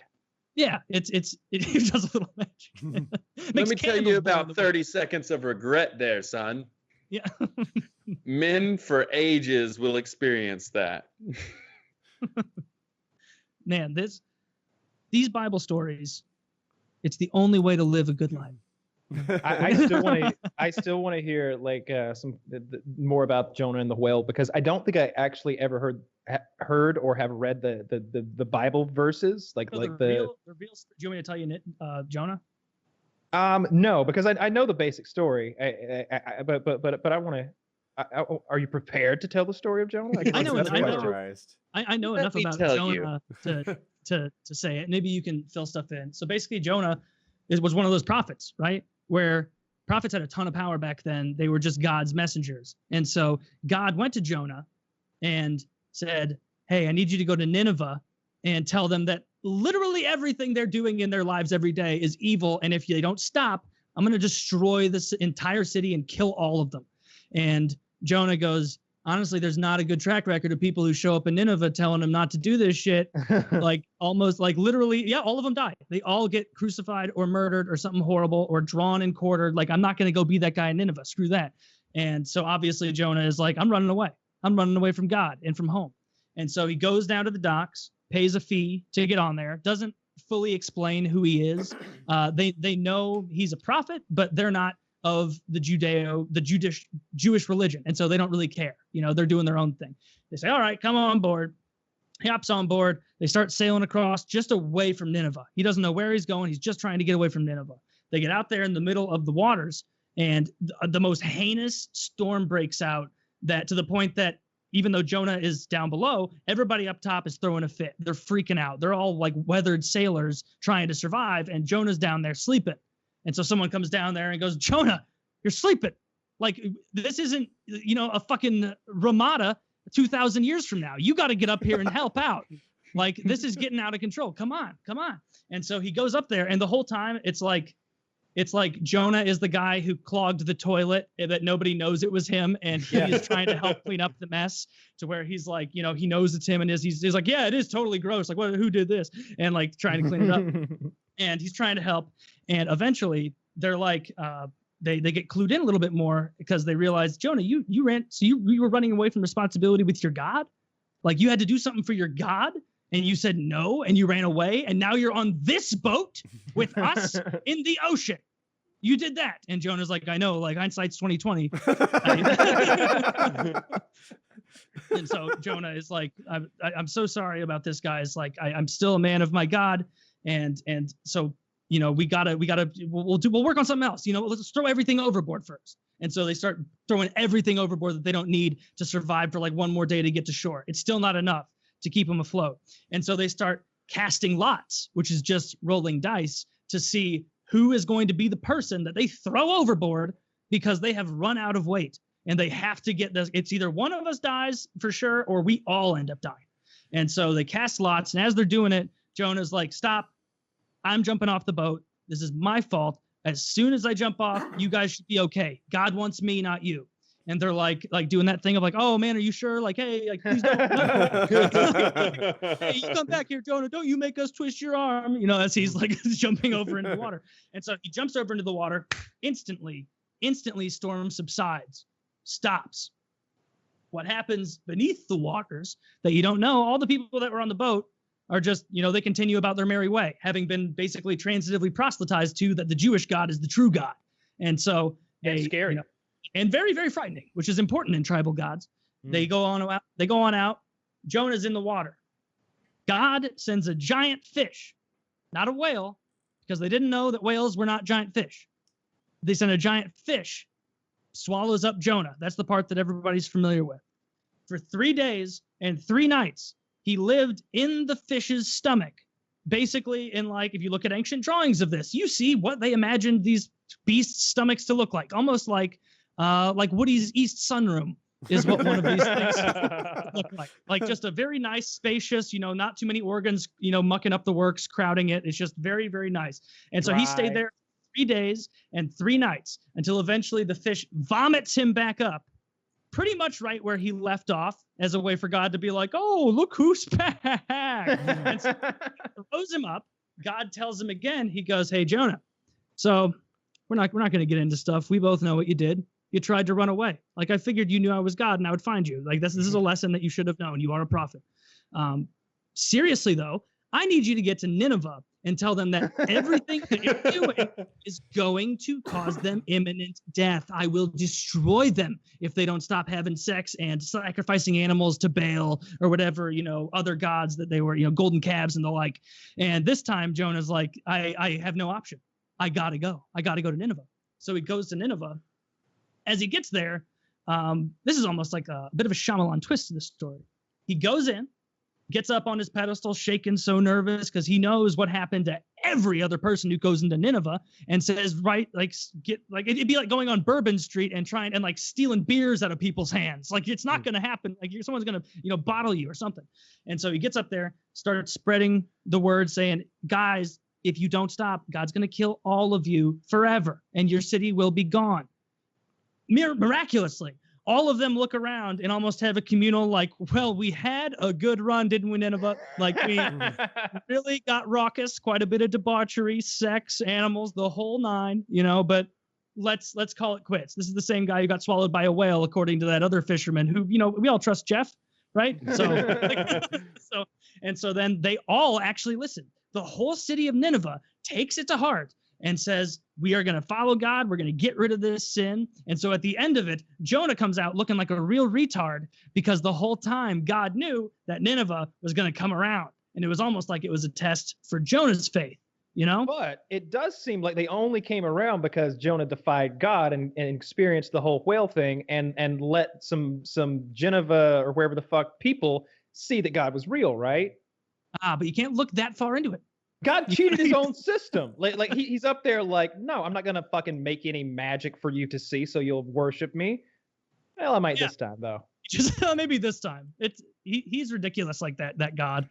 He's always pulling. Because if he really wanted us to sign on board, right, all he's got to do is show up. I don't even need a seminar. This doesn't have to be like a Tony Robbins thing where it goes on for hours and I'm in the audience yeah, he's really winning me over. I need a paragraph from this guy. Yeah. Just make an appearance, float down. How are you pulling all this out though? Where did you into Bible study, or did you go to what? How did you just pull that out? Oh, these are things Taylor knows. I went to a private school, like a religious school, for a lot when I was younger, and so I know all the boilerplate tales and such, because I've been told them so many times. Yep. And as I was in mid-teens, late teens, I got more into looking into it, trying to figure it out. And so I just read through the Bible, and you pick a lot of it up when you read it. And then if you actually get an interest in it, it's this is, these are pretty interesting stories. I don't know any of it really, or remember any of it, I guess you could say. So that you could be making you for second most knowledgeable in the podcast. We had coloring books for this stuff. You really hammer home these points and the reason. You could be making shit up for all I know, but you said it was such conviction and just your pacing on it and everything. I'm oh yeah, maybe that did happen. Yeah. Maybe it did. Maybe it did. Man, fuck, man. I was gonna go lobstering in August, but fuck it. Now I ain't going near the ocean. He slipped shit in there, and he's like, hindsight's 20/20, and I'm like, they said that. Well, I guess he said, okay. Yeah, there's a lot of modern phrases in the Bible. You guys, you don't know about. Tell me about Jesus. Tell me. Well, Jesus, you could go on forever because lots of tales about that guy. And but yeah, these obscure more Old Testament tales, you can tell most of them. And if you get like 20% of it wrong, most people have no fucking idea. Like maybe one person will be like, actually, it was a different, that was Elisha, not Elijah in that story or something like that. But anyway, Didn't that's Elisha enough. become Elijah? No, Elisha is Elijah's protege. Bruce became. Okay, who was the guy whose name changed when God came into his life? Like he just became another guy. Saul became Paul. Okay, thank you. That's a New Testament thing. Yeah, I knew the names sounded alike. It was like they didn't change it much, you know. Yeah. Saul used to persecute Christians, and then God came to him, changed him into Paul. Then he became one of the great proselytizers, you know, of the era. But the end. Not the end. There's a lot more pages. There's books and books. Yeah, God's pretty shitty in that book. Like he's always playing favorites. Like modern Christianity is all about how God loves all of us so much. Like they hammer that home endlessly. God loves you so much. You, and no matter what you do, he'll still love you that much. That's why he gave his only son. Just so you wouldn't have to sacrifice a goat to ensure that you get to go to his everlasting kingdom of heaven. That's what it was all about, you know, because you and your evil sin that's part of you. And it's like, yeah, but there's plenty of times in there that he was a real dick, right? Like just like a petulant child, a guy who like played favorites to the point where like if you saw that happen in politics, you'd be like, this is fucking horseshit. Like who was the warrior king who like you told the story before. There's the warrior king, maybe David. Is it David who sends the soldier off to war so he can get with the guy's wife? Yeah. And God's like, you know, all's fair in love and war, I guess, saith the Lord. God like shows. So this is a regular thing you guys do? Occasionally, once a month. Yeah, every once in a while. I'm gonna start doing it more because I think they're fun. Yeah, Bible stories are good. That I mean, like there was no like hesitation, no like lull in that story. I was like, oh wow. Well, he's got notes. Did I see something? Not for Jonah. I know. You knew Isaac Jonah notes. Yeah. But God fucked up on accident a lot in the Bible. No, you can see like one of his first fuck ups with the Tower of Babel, where everybody on earth was speaking the same language and was working together to build the tower to heaven. And God saw it, and it was almost like he built a custom Civ game. And he's like, damn it, I forgot to set the settings right. And now everybody's getting along. All right, break up the languages, go in different areas. Okay, all right, we're good. And so there's just a part of the Bible where it clearly he fucked up and they were all speaking French or whatever. And so he had to like invent a bunch of shit and break everybody up, get them fighting. Otherwise, it's just a peaceful story.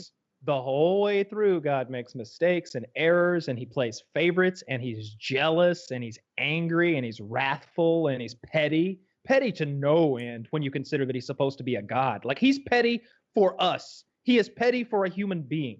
It's those are the upsetting parts. He's a jealous God.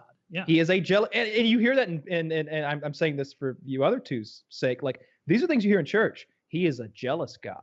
He is a wrathful God. Like you need to know. Aren't a couple of them just about loving? Thou shalt not worship false idols. Yeah, no other gods, no idols. Shall come before me. Don't take the Lord's name in vain. Yeah. It's like honor the Sabbath. No murder, no stealing. See, now those I can get on board don't with, but adulterate my wife. It seems like, you know, 2 or 3 of those things are just about loving me more.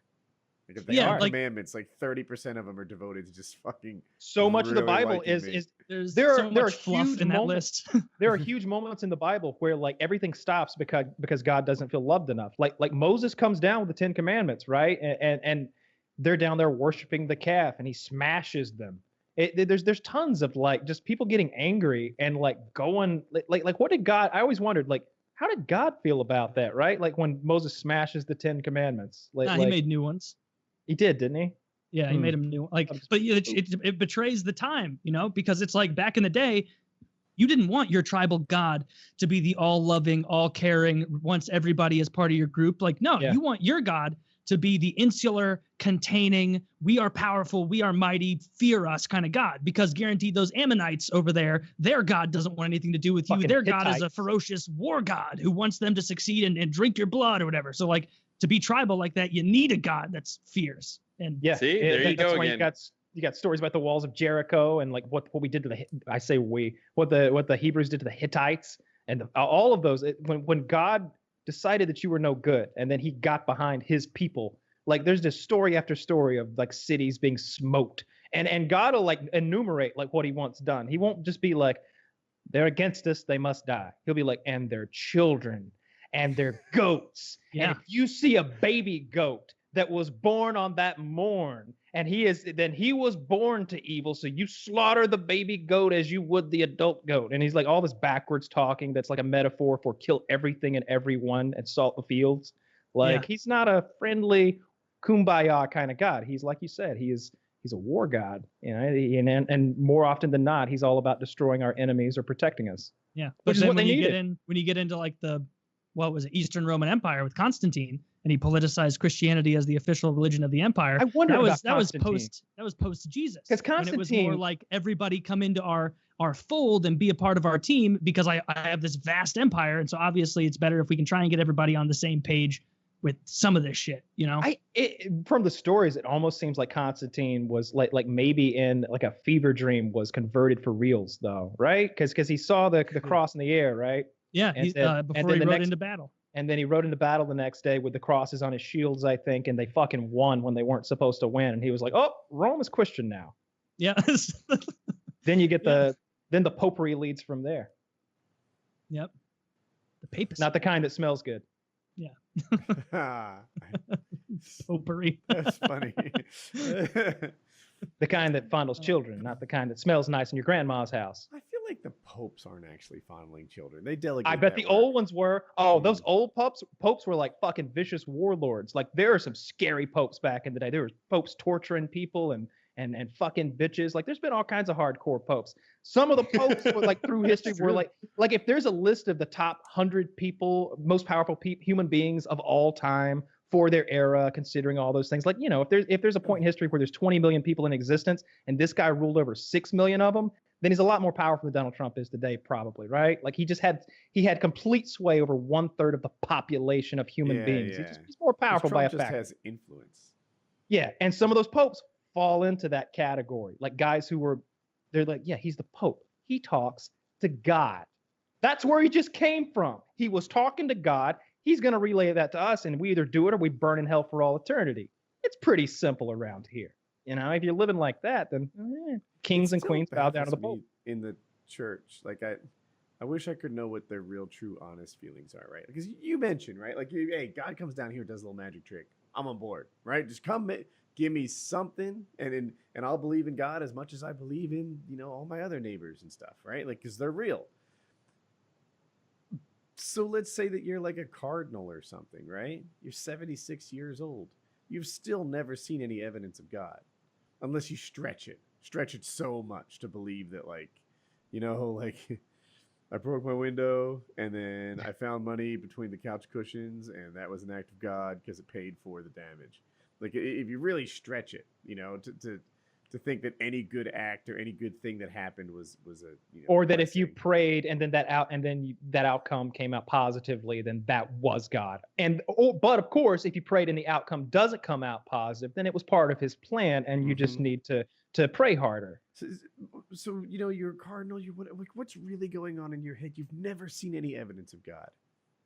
Well, it's the same way that like people who have already confirmed that preconceived notion in their heads of like they're not seeing any evidence that some Muslim or Hindu or something hasn't seen, you know, but they see God in different things. So they're like, when something happens, like, oh my God, I thought for sure that this project for work was going to go badly, but I kept doing it and it ended up going well. Praise God. Like I got, like, people impose credit for God and stuff like that. And so to them, even though as an outsider looking in, you're like, that's not evidence. That's unfalsifiable. Like, that's just life. But to them, you can't convince them otherwise. Like they don't just think in their heads, they know that it was Jesus or Allah or the hippo god or whoever.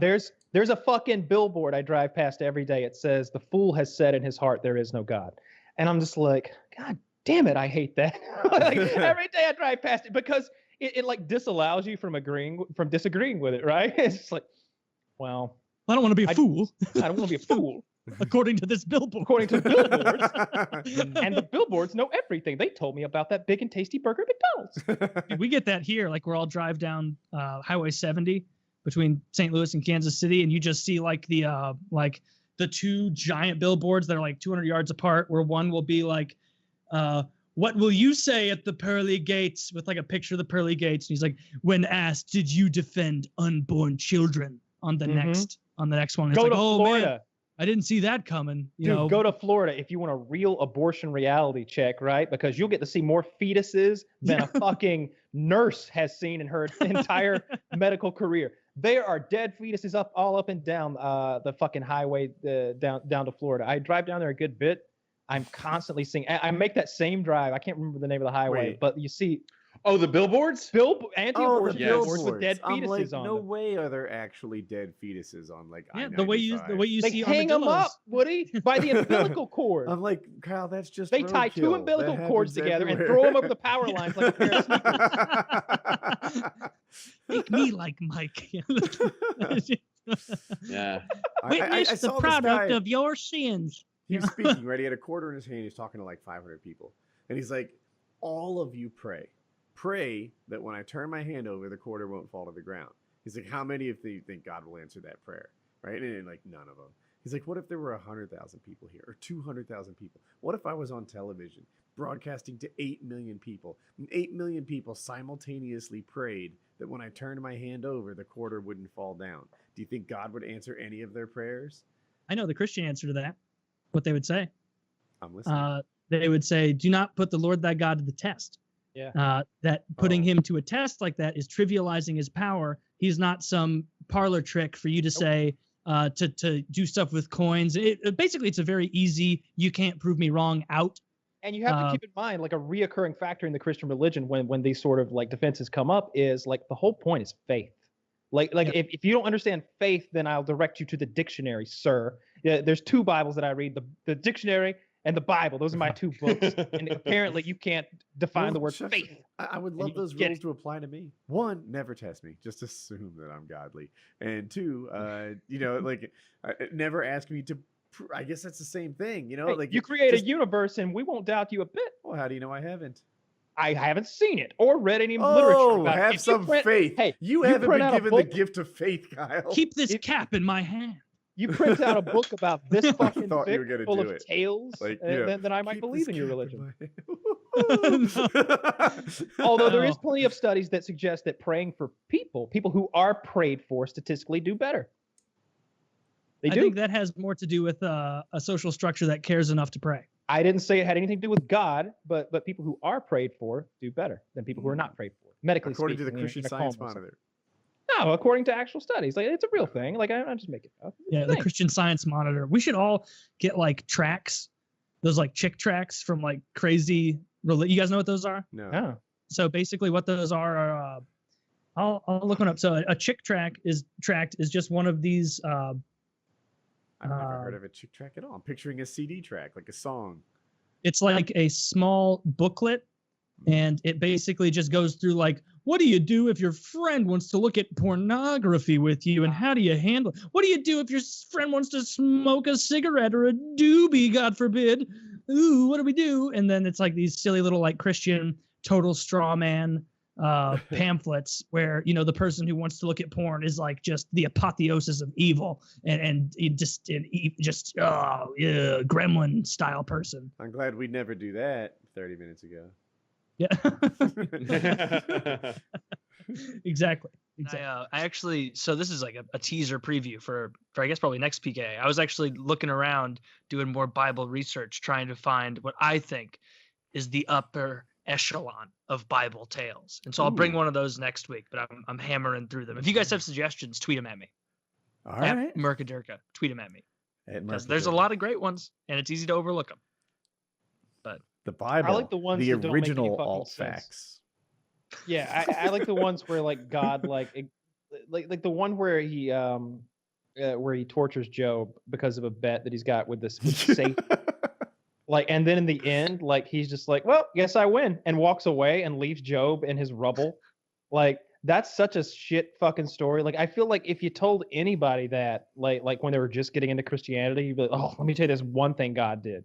All right, so he makes this bet, right? He gambles with Satan, the Lord of Darkness. We covered him earlier, right? He makes a bet with him against his like most loyal human subject of them all, and basically tortures that guy endlessly for at least a few months, maybe It's not a a year or starter two. story. You No. lead into that one. Or you Or got to just get ignore through a it lot of altogether. loaves of bread and fish from Jesus before you start telling them about what God did to Job. If God told that story on Facebook, we'd all unfriend him. Yeah, if God told that story and was like, "Am I the asshole?" We'd all be like, "Yes, Yes. you are the asshole." Yes. Yeah. Dude, I totally want to like put that in "Am I the asshole?" like the subreddit. Just tell the story of Job. There's plenty of them like that. I would imagine like the story of Job. Just a couple of books after that, Elisha orders a lot of children to be murdered by bears because they mocked him for being bald. He's a very sensitive prophet about that, at least. Yeah. Did you know that? You know that story? That's the whole story. They said, spoiler. Look, they said, "Oh, look at tear your flesh from your bones," and that's what it is. It was they said, and they called out to him, bald man, or something like that, and that was enough for Elisha to be like, all 40 of these kids are useless garbage, trash. And then God's like, I let you control these 2 bears just for like the next 15 minutes, though. Don't go crazy. And then he uses the bears to murder all the children, and they not a single one survived. And when you think about it, that's like all the farmers, all the workers in like the little village nearby, like they can't survive that. They've put too many resources into these kids already. But they shouldn't have been such a bunch of loudmouth faggots to that prophet. Put all your eggs in one basket with those kids. Shouldn't have done it. Yeah, you kill 40 kids in like biblical times. Like, Jesus Christ, that's an enormous amount of kids.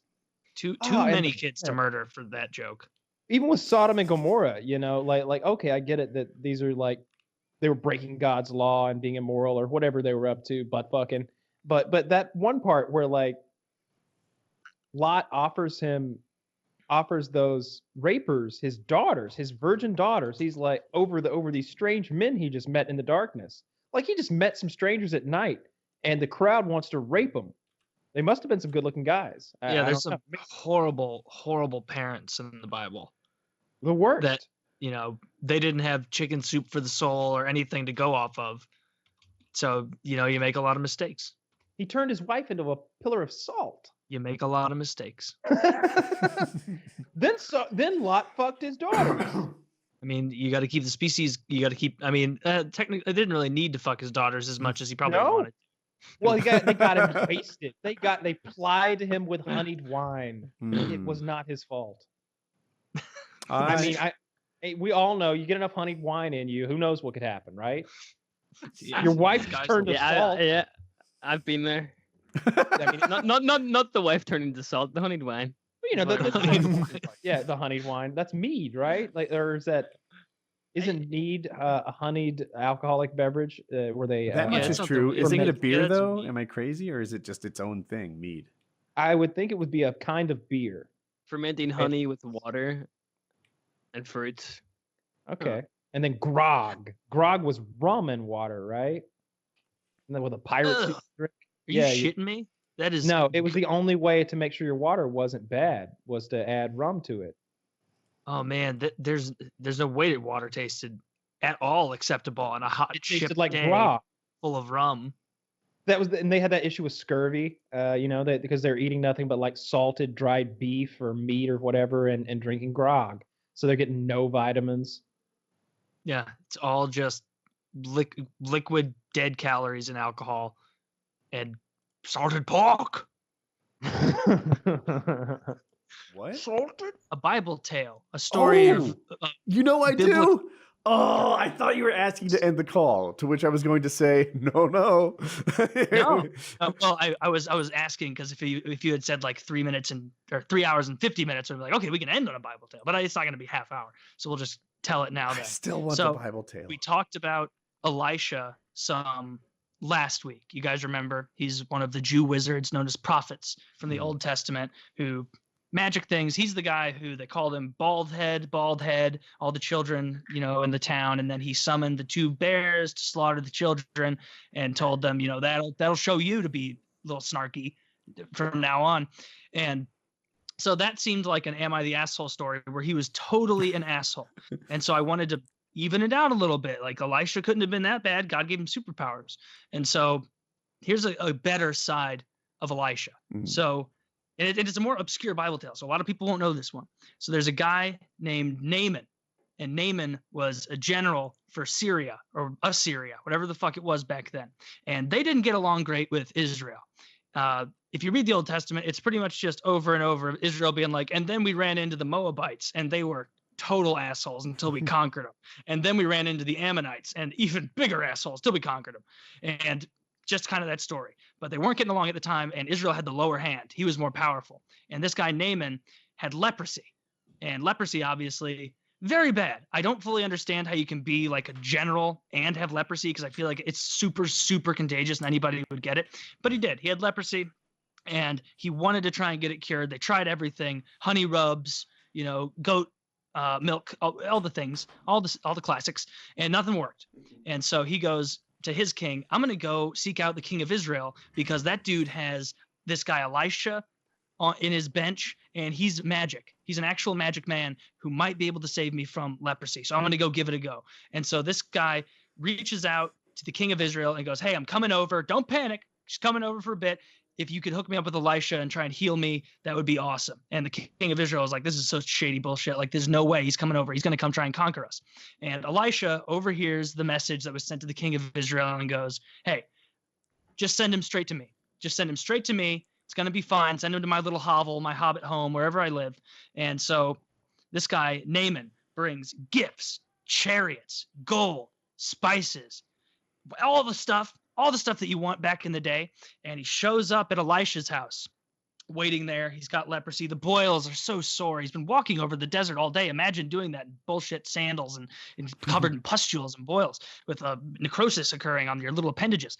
And he's waiting out there, waiting, Elisha, you coming out? Elisha, sitting in there, tells his servant to go out and tell him, hey, I'm not available. I got a lot of stuff going on right now, so I'm not coming out. You're not going to see me. Just go bathe in the Jordan River 7 times, and you'll be fine. And Naaman is pissed. He's like, I just brought look at how many people are here right now, and how many chariots and how many things. I brought all of this just to be like, he told him, like, I expected you to come out and wave your hands and place hands on me and get rid of this leprosy. And instead you tell me to go take a dunk 7 times in a dirty river miles from here. It's ridiculous. I'm going home. And so Naaman's about to head back. And of course, apparently one of his servants had seen a Netflix series at one point, because he's like, no, dude, this is obviously like a woo gotcha kind of thing that he's doing. So let's give it a go. We're going to stop at the Jordan River on the way back. Either way, we have to cross it. Just dunk yourself. Fuck. And so they get to the river.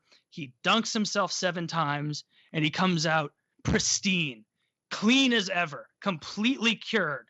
And he is like, so he's elated. He tries to send all the gifts to Elijah, so just give it to him. I don't care what he says. Just make sure that guy gets it. This is the best. Like, I'm not going to die. I'm great. Like, praise to the Israel God. Sends him all the gifts. And Elisha again says, no, I'm not taking any gifts. Take him back. And so Naaman's like, whatever, dude, fine. And so he takes all the gifts back, brings them home. The guy doesn't have leprosy.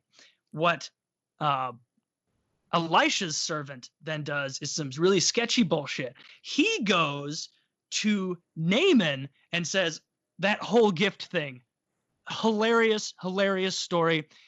He thought that you wanted a gift from him, and he said he didn't have one, but we definitely want all those gifts. We want all of them. All those gifts you brought the other day, I'll lead him back there. I'll bring him back, okay? And Naaman's like, okay, cool. Yeah, I trust you. You just saved my life, so take it. Take the chariots and the gold and whatever, and keep it. And this guy, Elisha's servant, ends up keeping all of it from Elisha and doesn't tell him that he took that gift. And so this guy's now loaded off of his ass, off of a bunch of stuff that he didn't do for Elisha. Elisha, of course, is a wizard of sorts, a prophet. And so he figures this out. I don't know what the servant thought he was going to do by pulling the wool over this guy's eyes, who just cured leprosy. He just cured somebody's leprosy, and he's like, this is the guy to screw. Like, fuck this guy. And so he gets it.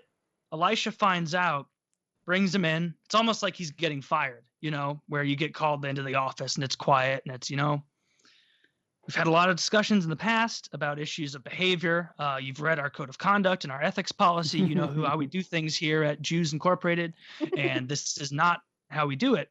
And the servant, expecting just to get fired or let go, like, oh, I can't help this old wizard man anymore with his daily duties in between curing people. And Elisha flips the script and goes, actually, you're going to get leprosy. And he goes, actually, no, that's not it. All of your descendants will have leprosy. Now get out of my house. And so this servant, for stealing stuff, gets venge leprosy from a prophet.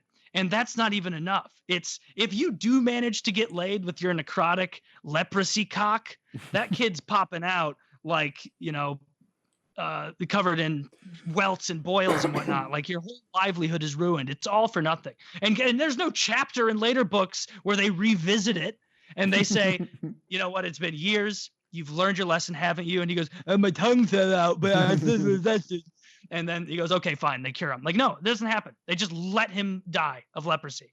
So really, he didn't even cure leprosy. He just transferred it to another soul. That's what. Now, happened, at the start of it, you said, "Hey, I'm going to paint Elisha in a kinder light." I'm not if sure you you did cut out that. the last few lines, it's as positive as Elisha gets. Those Old Testament prophets, like the stories they tell you about them in Sunday school, are not the interesting stories with those prophets. They'll tell you the ones of like, oh, and then he came out and he, you know, there's blindness and he put his hands on the guys and the scales fell from his eyes and he was able to see once more. They never tell you the fun shit about bears attacking the children or vengeful leprosy given out by a madman who won't accept gifts from an enemy general who he cures of leprosy. And to be fair, the end game of all of this is that Israel conquered Moab, those people there in Syria or whatever it was. So in the end, it's like, hey, you don't have any leprosy, but we're coming to kill you in like 3 weeks anyway. And that did end up happening, and they slaughtered 10,000 in the city and conquered it for 80 years. So it did pan out for Israel. Yeah, that's all that matters. Yeah, that's the thing with Bible stories in the Old Testament. If you take off like the last 15, 16%, they're very uplifting. Yeah, those always end really harshly. It's almost like some Roman senator came back later and put something in there to frighten the masses. Yes, fluoride. Fluoride. That makes them gay. Fluoride. That's why all these Senator Alex Jones, I believe. Senator Alex Jones. From the great state of crazy motherfuckers and scam. I believe that was Senator Governor Jesse the Body Ventura. I love that. Elisha never cured that leprosy. It's a rumor started by the establishment to let them take full control of healthcare in this country. That's the level of stuff he says. Yeah. I was saying the shocking thing is he was 15 years old in 1950. Well, meaning that why would they put a 15-year-old in charge? Do you think that they waited till Jesus turned like 21 before they said he was God? No, he was God from day one. That's why the wise men showed up. See, and you're surprised that the Dalai Lama became one at 15? It took him long enough as far as I'm concerned. Honestly, if you put him on the Jesus path, he's a bit of a slacker. Yep. And I can't name a single miracle this lazy piece of shit has done. Jesus peaked early. Peaked early, you say? Yeah. Well, he died at 33. Oh. Yeah. Oh, tell us about maybe you're not prepared, Taylor, but I was thinking about this earlier in the week that I would love to hear about Jonah and the whale. Oh, Jonah and the whale. I'll have to do a refresher on that before I do, because I haven't read about Jonah and the whale in a while. And the funniest part about the Bible stories is reading through them again beforehand and being like, they did not mention this part in Sunday school. They glossed over this. I remember this from Pinocchio.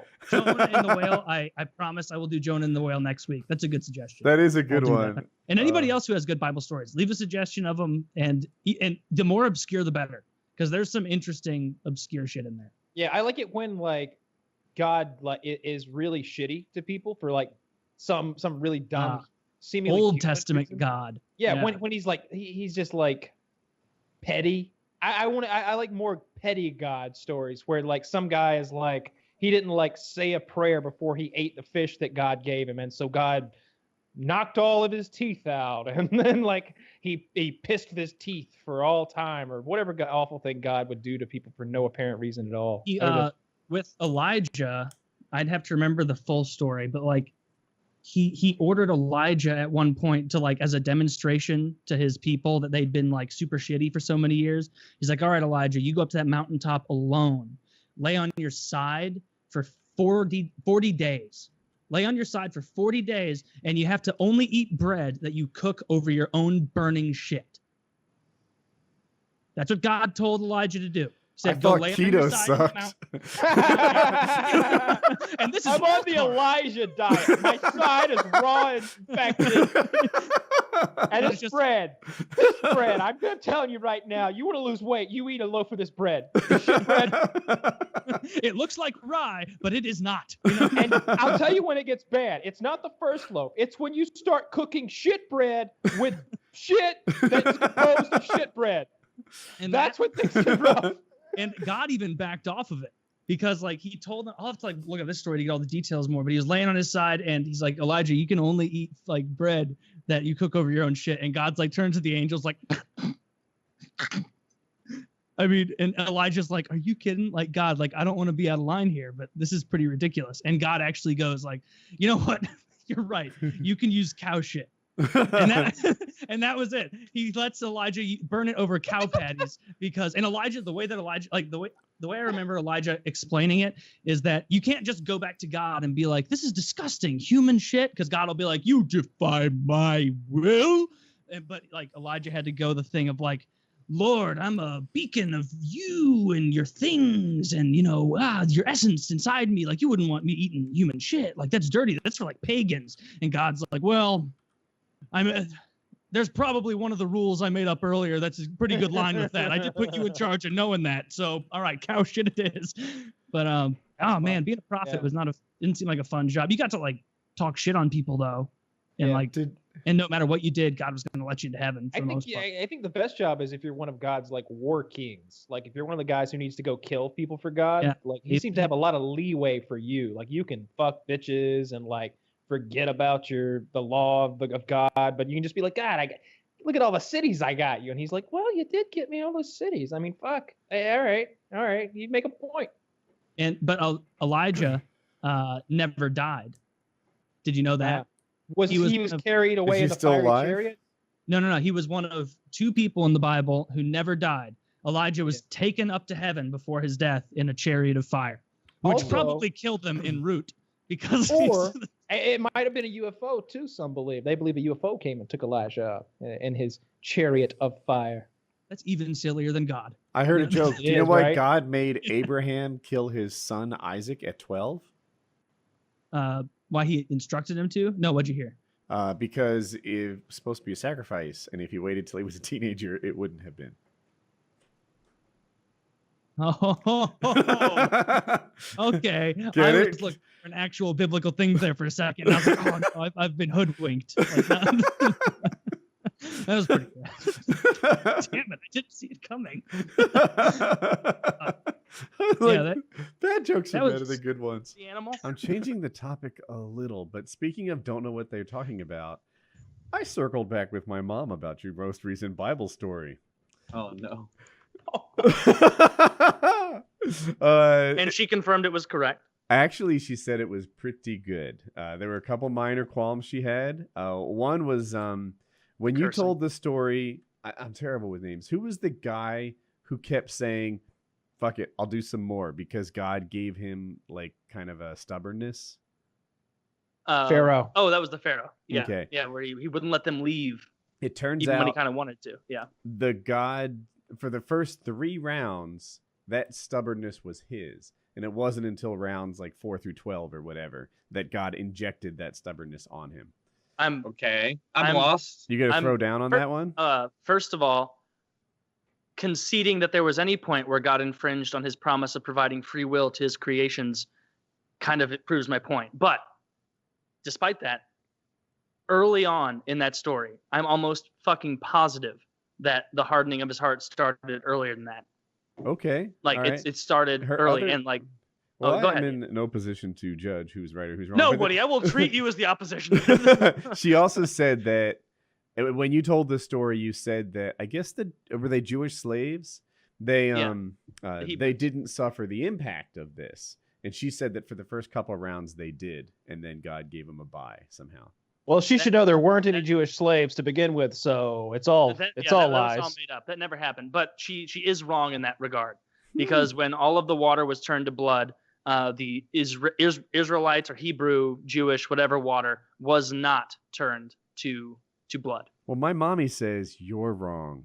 So I mean, we can look at the good book and confirm right now, because I do want to know who's right. I'm very curious because my no one's right because it's made up. We're arguing about this is like we're arguing about Hansel and Gretel. Like no. You see, the outside of the house was marshmallow, and you're coming back with no. Marshmallow simply wouldn't work. It would have to be a hard candy. They're gumdrops. Okay? You would never use marshmallow for the exterior of a candy home. You would always use hard candy. A child in that era wouldn't have been able to puncture a hard graham cracker exterior home with just their teeth. That's absolutely right, Taylor. It would have to be some sort of a gingerbread door to provide passage for the children. Yes. Dude, Hansel and Gretel, they deserved what they got. Yeah. Those dumbasses leaving I'll take food. that hard stance. I don't care all the haters that are going to come forward on Hansel and Gretel. I almost want to bring my dad in on this. I want to know where he's the one who goes to Bible school 4 days a week because they don't offer a fifth. He would probably be team hard candy on the outside. Yeah, okay. Yeah, I see I'm like almost, or I could be totally wrong. I'm almost positive that he was hardening the Pharaoh's heart even prior to the first engagement to make sure. And I am positive that the Hebrews were spared from the ramifications of all of the plagues. Is Chiz maybe qualified? she should come to the Church of Taylor, which is tangentially related to the Church of Kyle. Can Chiz look it up? Is that a possible thing? Oh, it is. He's got the internet. Chiz, are you connected to the internet? Yes. I think what they want to know is at what point the Pharaoh's heart was hardened by the Lord God Almighty. And while you're at it, find out about that gingerbread house because they are equally relevant. Kyle keeps proposing candies that aren't even waterproof. I don't know where he's coming from. Exactly. Well, and all of the depictions that I have seen from the good book, aka Grimm's fairy tales, the outside of the house is often a marshmallowy substance, and that just would not be able. I mean, there'd be the rain would destroy it. You would have to put some sort of frosting on it to make it rainproof, I would think. You would need hard candy. You would need hard candy on the outside. Get that dude Vsauce on it.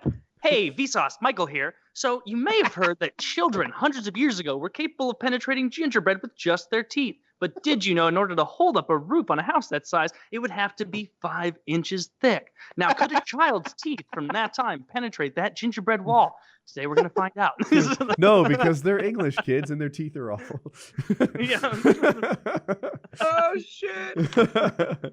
I feel like whenever we start arguing about whether the Pharaoh's heart was hardened at point A or point B, we should stop and remember that we're literally arguing about what a gingerbread house was made out of. It's pretty much the exact same thing. I get so frustrated. They're allegories. They're allegories. All right, here's a quick down of the key biblical data. Right. 3 times Yahweh said he hardened Pharaoh's heart. You haven't read the whole thing yet, Woody. 6 times Yahweh actually hardens Pharaoh's heart. 7 times the hardening is expressed as a divine passive from Yahweh, as the implied subject Pharaoh's heart was hardened by Yahweh. And 3 times we are told Pharaoh hardened his own heart. Oh, well, there you go. No, that doesn't make sense because Exodus 8:15, 8:32, and 9:34 are way after Exodus 21, where he actually hardened the heart. What the fuck? I don't know. I'm gonna be honest, guys. Y'all motherfuckers lost me on this one. Oh, you don't know your Bible like I do, I guess.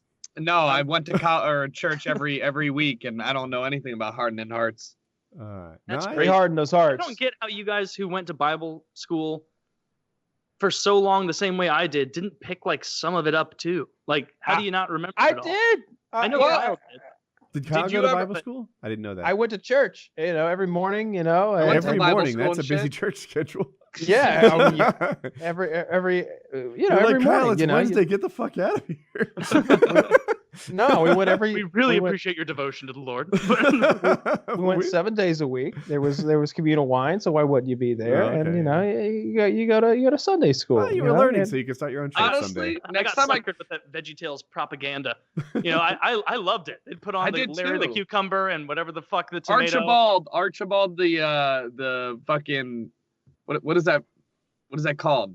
Asparagus. Asparagus. Yes. Oh, those were good. Yeah. Chiz is right. That series still holds up. You know And what? It teaches you how to live your life. I bet you that I live my life by that cucumber every day and what it told me to do. I bet you there's porn of VeggieTales. I just wonder if you could use VeggieTale lines to pick up Tinder chicks. Like, There's definitely porn of VeggieTales. Kyle jumped in quick on that one. Total No. failure. Wait, You're looking for this must- Simpsons, Woody. I don't need the Lord to harden me. Oh, that's you make me harder than the Pharaoh's heart. yeah. Yeah. You're sluttier than Jezebel, who was eventually beheaded. It's true. Pickle Rick and Larry the Cucumber. I don't want to watch Yeah. that. No, it's Don't- just a picture. There's no video. It's Bump it's that. just- Get that degeneracy. I out. just look. This is what modern day America has brought to us: VeggieTales, Rick and Morty, porn, pickle, cucumber crossover. I just went And, back to my tabs, and frankly, that image of those two pickles making out isn't half as revolting as that goddamn banquet dinner. I What? was joking the other day about Bash, and I remembered that time that you wrestled Bash outside the Did I? outside the elevator doors of a Oh, I hotel. remember that. You took him down, and I was like, and someone was, I don't remember who I was talking to. It was someone else who had been there, and we were laughing about it. It was funny, and I was like, you know why he went after Bash, right? Because his father told him that the blacks are the mark of the beast, and Woody is home. Did your They were mother marked happen by to come Cain. back after Taylor's Bible story and have any corrections? I haven't about... spoken to her since the Bible Oh, I'd story. love to hear her take on Moses. Mom, give me a call. Let me know what you think. You need to watch the Bible story first. I'm sure it's time stamped in the previous PKA. Yeah, I think it was pretty accurate. Taylor. You know, a lot of good facts. Taylor, what were you taught that the mark of the beast was? Because I have heard like racist, silly people say that Oh African American, Oh, I've black never heard people that. are- no, we were never taught anything like that. Like the mark of the beast thing, like for us was like having to do with Revelation, where they're like, oh, and you will know people because they will be marked by the beast, you know, and their whole interpretation was like, there's going to come a time when you need like, you know, it might even be like a government chip that you have to have installed in your hand Maybe I'm to make using any the kind wrong- of purchases or anything. And Maybe I'm that's using kind of the what wrong they're term then, because I'm referring to like the descendants of Cain. Oh, okay. So those who like, when he's like, and your ancestors will serve your brother's ancestors and all that. Yeah, they never went over that with us. They never told us what that meant. Or Yeah, I've definitely heard people say that black people are the descendants of Cain. I think back in the olden days of the Mormon Church, I think they might, and I don't know much about Mormonism to be fair. I think they might have believed that black people like, because they didn't allow like black pastors Mhm. in the Mormon Church until like the fucking 70s or something like that. Yeah, I'm gonna do a quick Google on this. Um, But other than that, Curse Mormons and the are very mark nice. of Cain. Yeah, mark of Cain is what I was looking for. Mark of Cain. What does it say? The curse of Cain and the mark of Cain are phrases that originated from the story of Adam and Eve in the Jewish and Christian Bibles. In the stories, if someone did something to harm Cain, the damage would come back sevenfold. Some interpretations view it as a physical mark, whereas other interpretations see the mark as a sign and not a physical marking on Cain himself. I also have seen paintings where Cain was given horns, you know, and so- Yeah, so- they got a little dramatic back in the day. You know, it was You a had to story sell it. about. I mean, the first part of the story was literally a snake. That's what they begin with, like a talking snake, like, you know, tempting a woman into not eating a magical apple. I don't think they're going too far out on a limb if they give Cain horns for killing his brother. Well, and I mean, Eve gets a bad rap for that because No. Adam was there too. She deceived Adam. She was. You're gonna listen to your wife. Yeah. The mark I of the guess beast thing. Oh, go ahead. You know what it is? To me, it sounds crazy, right? Now, I talk to my father, and he'll say things like, "The Bible is a perfect book. It's never been wrong. It's completely infallible. Everything about it is perfect. It's the Word of God. There's no way it could not be the Word of God. Otherwise, it wouldn't be so perfect because man's so fallible." And the mark of the beast thing, like he seriously entertained the idea that it was the new iWatch, right? Because I think it goes on your hand and you can use it to pay, and it has Apple Pay in it. And yeah, you can do that with your phone, right? Why wouldn't the phone be the mark of the beast? because Why is it making it smaller? And it's not like when There's you put it literally on a your wrist, you're microchip stuck. that you can have put in your palm to like RFID things. I didn't there's know lots about of stuff that. that do But that. the watch has Apple Pay, I think, built into it, and you can pay with it. And I think the mark of your beast, it tells you where it goes. Is it like on the back of your right hand or the wrist of your right hand or something? You may be right. I don't recall. I think it was on forehead. Yeah, that's what Chiz is saying. I guess he looked it up. Yeah, I always thought it was on the forehead. Oh. I think either forehead or hand. I think one of those. Yeah, is right. It doesn't matter. It's not real. Yeah, we were New Testament Christians. We really focused on like the I'm gonna Google it forgiveness real and quick. the universal love and. Where is the? Yeah. Not so much on ripping on people who eat shellfish or Yeah, mix it was. fabrics. Yeah, almost every It's on, lesson. actually, it was to receive a mark on their right hand or on their foreheads. So I'll take the hand. Yeah, right. The way that's always portrayed is like a 666. It seems like. Yeah. It's not an iWatch in the Bible. Which like the Bible has enough traction now that if it was like new from Apple, 66 and the iPhone 666, like it'd be like, we just finished 10. Like, what the fuck are you doing? Yeah, how'd that happen? It's not going to They work did out. People are skip gonna see 9. through it. Yeah. They're on their way. Yeah. Did they really? I don't. They did track. skip 9. They There's did a skip. reason. Oh, because it was their 10-year anniversary, and they didn't do Yeah. anything special for the 9, or something happened. Yeah, I just think the Bible's full of like contradictions, though. It's a perfect book. It seems like they're always contradicting. I bet if you Google biblical contradictions, you'd have like pages of them. It seems like it's always saying do this, do that, and one breath it's like, oh, forgive this, forgive that, love your enemies like your brother, do unto them as you would have do unto you, and then the next chapter it's like, what talking about how to sell your daughter, and I love that. I've been watching The West Wing, and I just got to the part where Josiah, the president, like owns that Christian chick in there. He's like, I was wondering, what would be a good price to sell my daughter for, and also my brother. He's been planting 2 crops in the same field. Should I stone him to death, or can I have someone else do it for me? And he's like going through all. I noticed you're wearing 2 different fabrics. What would be a good punishment for you? Yeah, my daughter had shellfish. Should I kill her? A stern beating should be enough. Yeah, there's a fucking lot of owns it, contradictions it's in the Bible. I mean, the Moses story I told last week had contradictions. Like, there's a huge thing about how, God gave free will to man so they could make their own decisions and choose whether or not to follow him and spend eternity with him in heaven. Like, aside from the fact that you can't give someone free will, that's kind of tautological, right? Like, they didn't have a choice to accept it, so it was forced upon them in a way. But God breaks his own rule. With Pharaoh, he's like, God, I'm going to send frogs, like, plague number, actually, frankly, like plague 1, when I turn all the water to blood, anyone on earth is going to go, Jesus Christ, yeah, sure, I'll whatever, let him leave.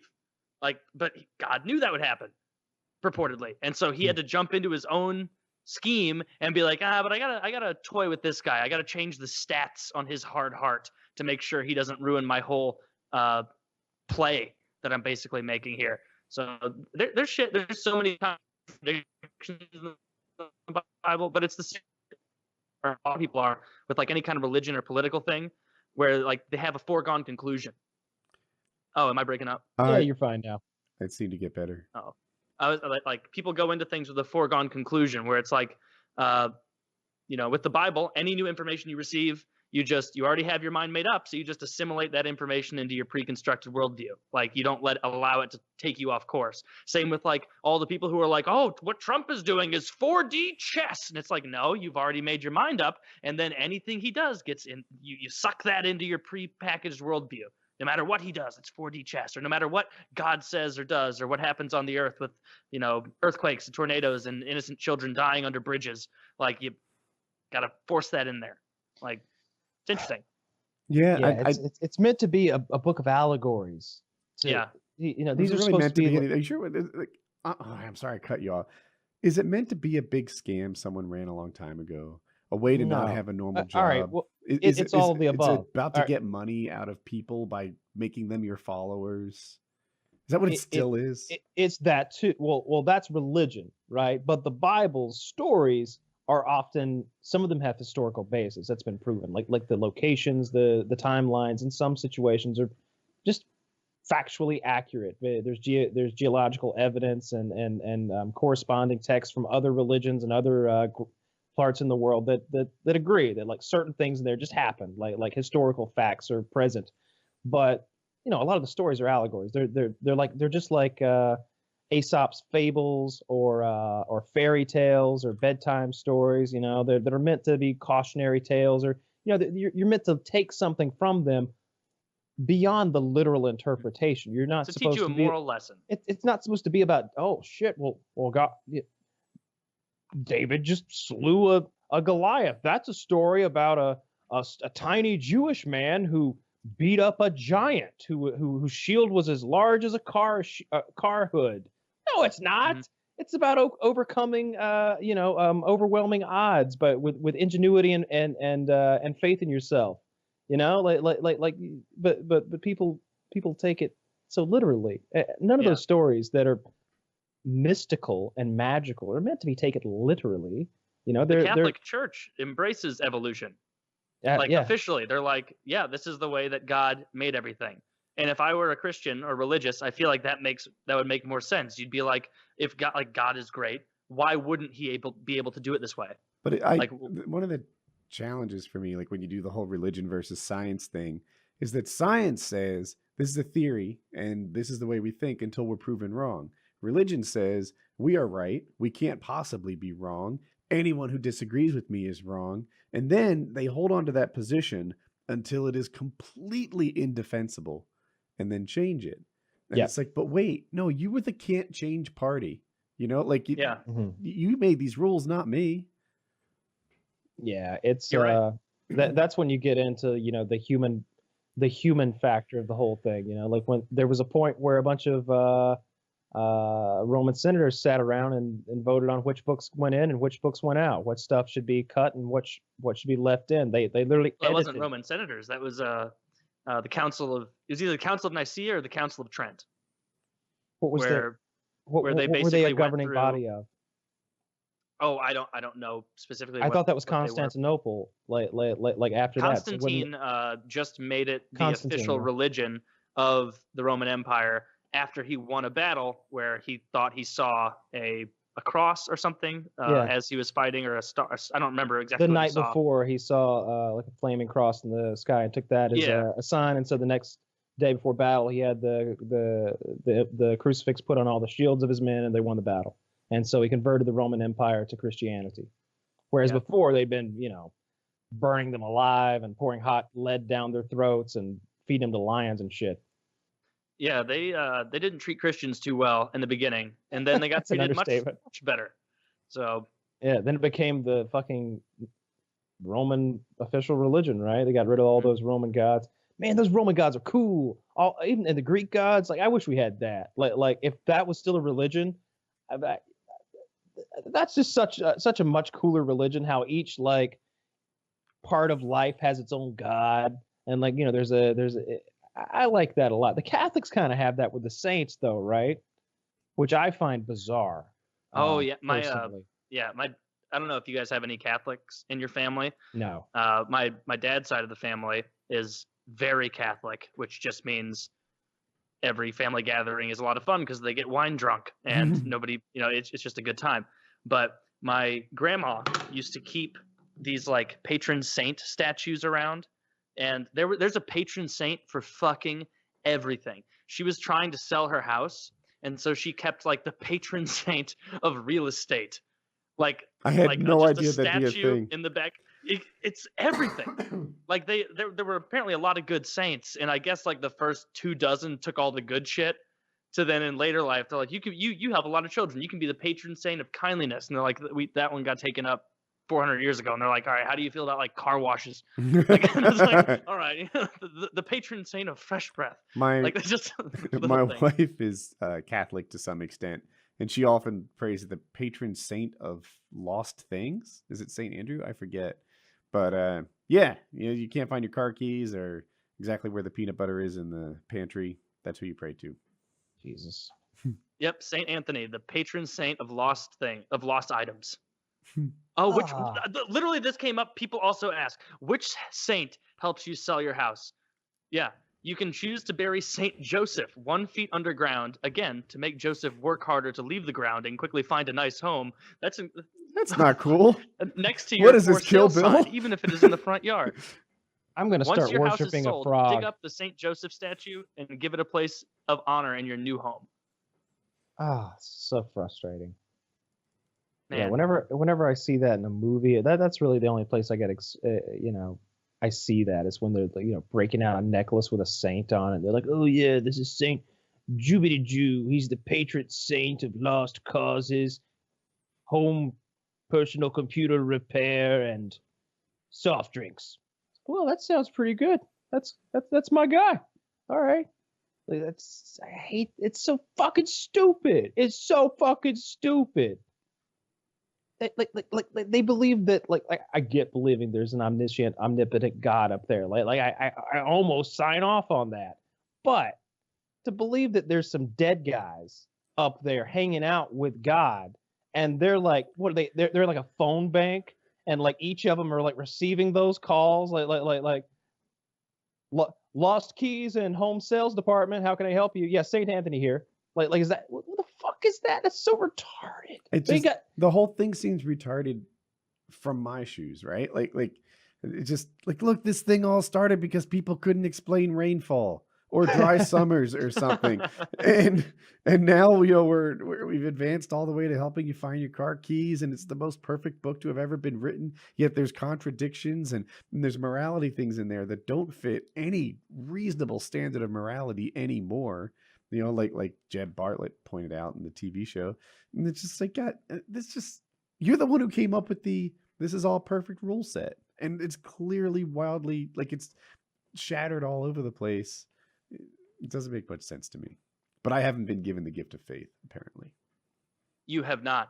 And again, ironically, if God is handing out the gift of faith to people, that's impacting their free will. So it's not really free. Taylor, if he can give faith to people. I just found a website full of Taylor's Bible stories. What? Yeah, like not yours specifically, but is it called? It's this deism website. Like here's one for zombies. Here's references to zombies in the Bible. I haven't pre-read this, so forgive me. Starting at Matthew 27:50 and reading through verse 53, we see that. Let's see. Let me put the center screen. Well, this could be a boon for the show. Yes. Whoever the author of the Gospel of Matthew was, as well as the Christian leaders who voted the Bible to be the Word of God and voted the Gospel of Matthew into the Bible, wanted people to believe that Jesus, when he had cried again with a loud voice, yielded upon up the ghost, and behold, the veil of the temple was rent in twain. Oh, I hate this writing. God wrote this from the top of the mountain, and the earth did quake, and the rocks rent, and the graves were opened, and many bodies of saints which slept arose, and came out of the graves after his resurrection, and went into the holy city, and appeared unto many. Based on this biblical nonsense, we are to believe that when Jesus died on the cross on Friday, the gospel contradicts each other regarding the time of the alleged crucifixion, with John 19:14 claiming that it was after the 6th hour, and Mark 15:25 claiming that it was after the 3rd hour that they crucified him. The graves around Jerusalem opened up, and the dead bodies came back to life. These zombies hung out in their graves from sometime on Friday until Sunday morning, at which time Jesus allegedly came back to life. 2, at which time the zombies in the cemeteries around Jerusalem actually went into the holy city of Jerusalem and appeared unto many. This is literally about zombies. It is. Great. If you look on the left side of the column, whole bunch of these. Well, look for these in future PKAs to come. The kosher scam / superstition. Jewish superiority. Wait a minute. Wait a goddamn minute. What website have I gone to? Wait, what website are we on? We're on deism.com? Is that bad? Do you know of deism.com? I don't know deism.com. Oh, deism I thought just means you believe in a god. I was just saying that it was interesting for them to take that Jewish turn in their. Yeah, I thought I didn't even know what deism was about. And Taylor's like, we're on deism.com? Like suddenly, like, I know where we are. Holy shit. Why are we on this site? This is David Duke's homepage. deism.com. Is that the Grand Cyclops on the toolbar? Oh my god. Every time I Farrakhan click, tweets shit about this all the time. when you click refresh, a black man gets hung. Oh, Jesus Christ. And Kyle's over there. Refresh. Uh, I found a whole website of biblical contradictions. And that's not saying anything because there were hundreds of these. Because, I even went through the phase where I was like super, super anti-religion because having been raised that way my whole life, and like you finally kind of figure out like, hey, this isn't real. Like this is made up. Like you feel lied to almost, and right? Like it doesn't cross your mind. It doesn't cross your mind as much of like, oh, these people, they sincerely believe it and they thought they were doing the best they could to raise you.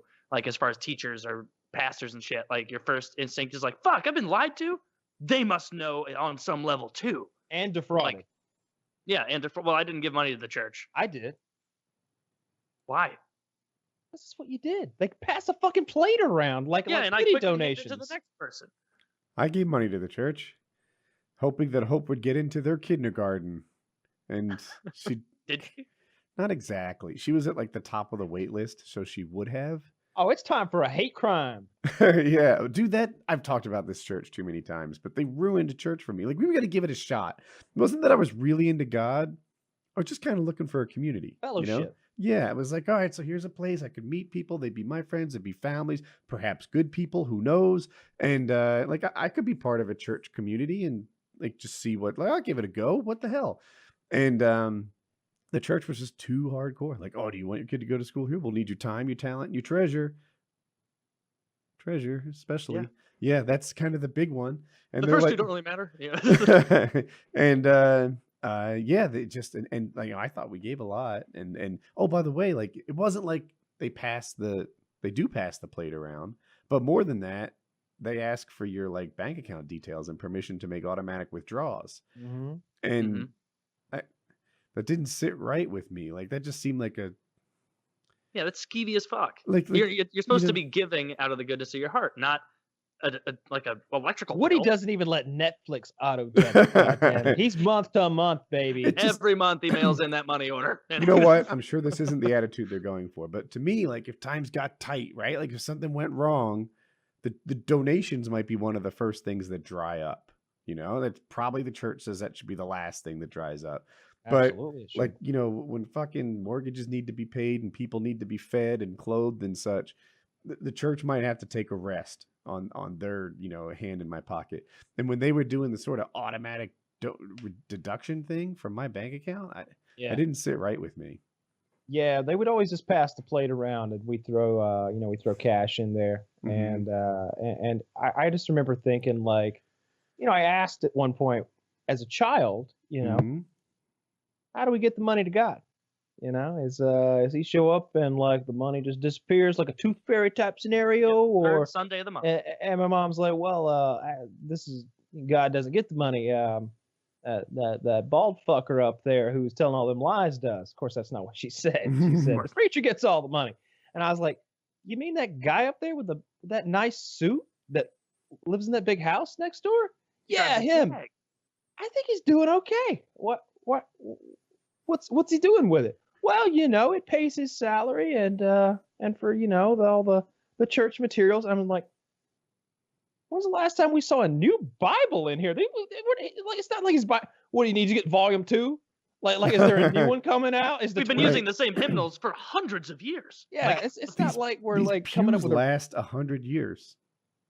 Nobody's spitting out new hymns. It's like, all right, now we're handing out. Once a month, you got 15 old ladies coming in here cooking up a bake sale to raise money, where everybody's throwing in $5 or $10 or $20 a piece into this bucket Per muffin. And this fucker's getting up there and telling us lies for 2 hours a week. He's got a hell of a racket.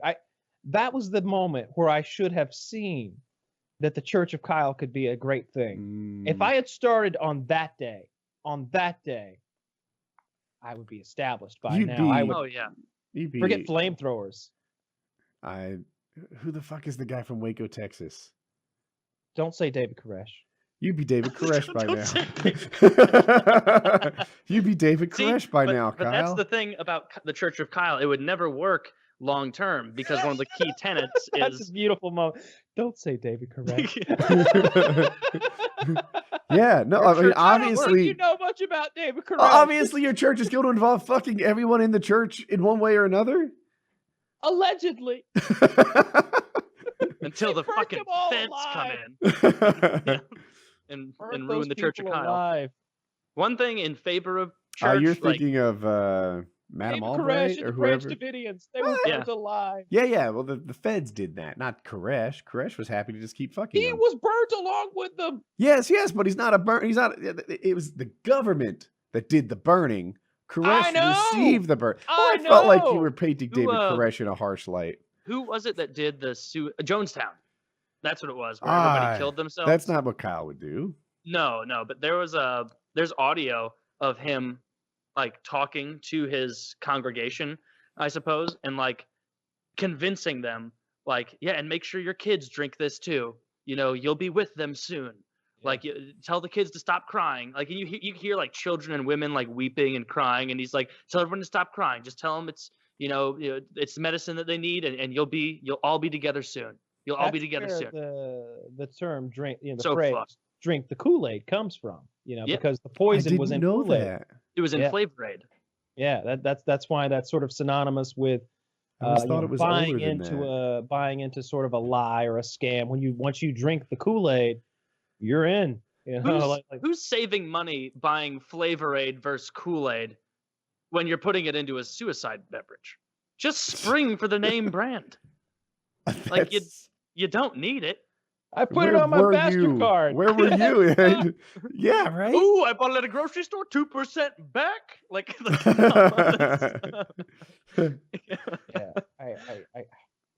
I don't know. Religion just seems like such a horrible thing. See, the community that it provides is valuable, I think. Yeah, like I agree. Like the whole thing. What he was talking about, wanting a community. A softball team provides, except you don't have to. Your money goes to equipment, and there's no threat of going to hell. And you get to get drunk. Absolutely. In the middle of the game. Baptist. If you drink at church, they frown on it unless it's from their nasty ass cup that everybody else's lips are on. Yeah. Did you guys ever take communion? No, never did that. Maybe once, but I wasn't part of it. I think I saw that happen once. But yeah, I wasn't part of that. I didn't want. I was honestly, and I think it was grape juice too. Yeah, most like non-Catholic places do grape juice, but I remember doing it at Catholic church, like when I'd go there with family who was Catholic, and like you walk up there to the old ass priest, and then he like you can either stick your tongue out or put your hand out, and I was shocked at how many people just stuck their tongue out for him to like place this wafer on. Boink! And it's like, that's disgusting. Nomine Patri, Filio Sancte, herpes on you. Yeah, he's doing all that, and it's like, no, just right in the palm, thanks. I'll take the flesh of Christ back at my seat. Why is it? It sounds to me like in your head, it's much cleaner to receive it in your palm. But it's not. It's just an extra hand in the transaction. But his hand, that's true. I didn't thought that, but I was just thinking like his hand is like at least touching a couple people's tongues. Like he's not like throwing it like a hibachi chef where he's like, hey, you over there, how about a little God for you? Bring, So what you want is I love church. you need everyone to be at the School of Taylor, because as it is, you're just adding a hand to the mix. But if everyone took it in their hand, they wouldn't be part of the problem. I get it.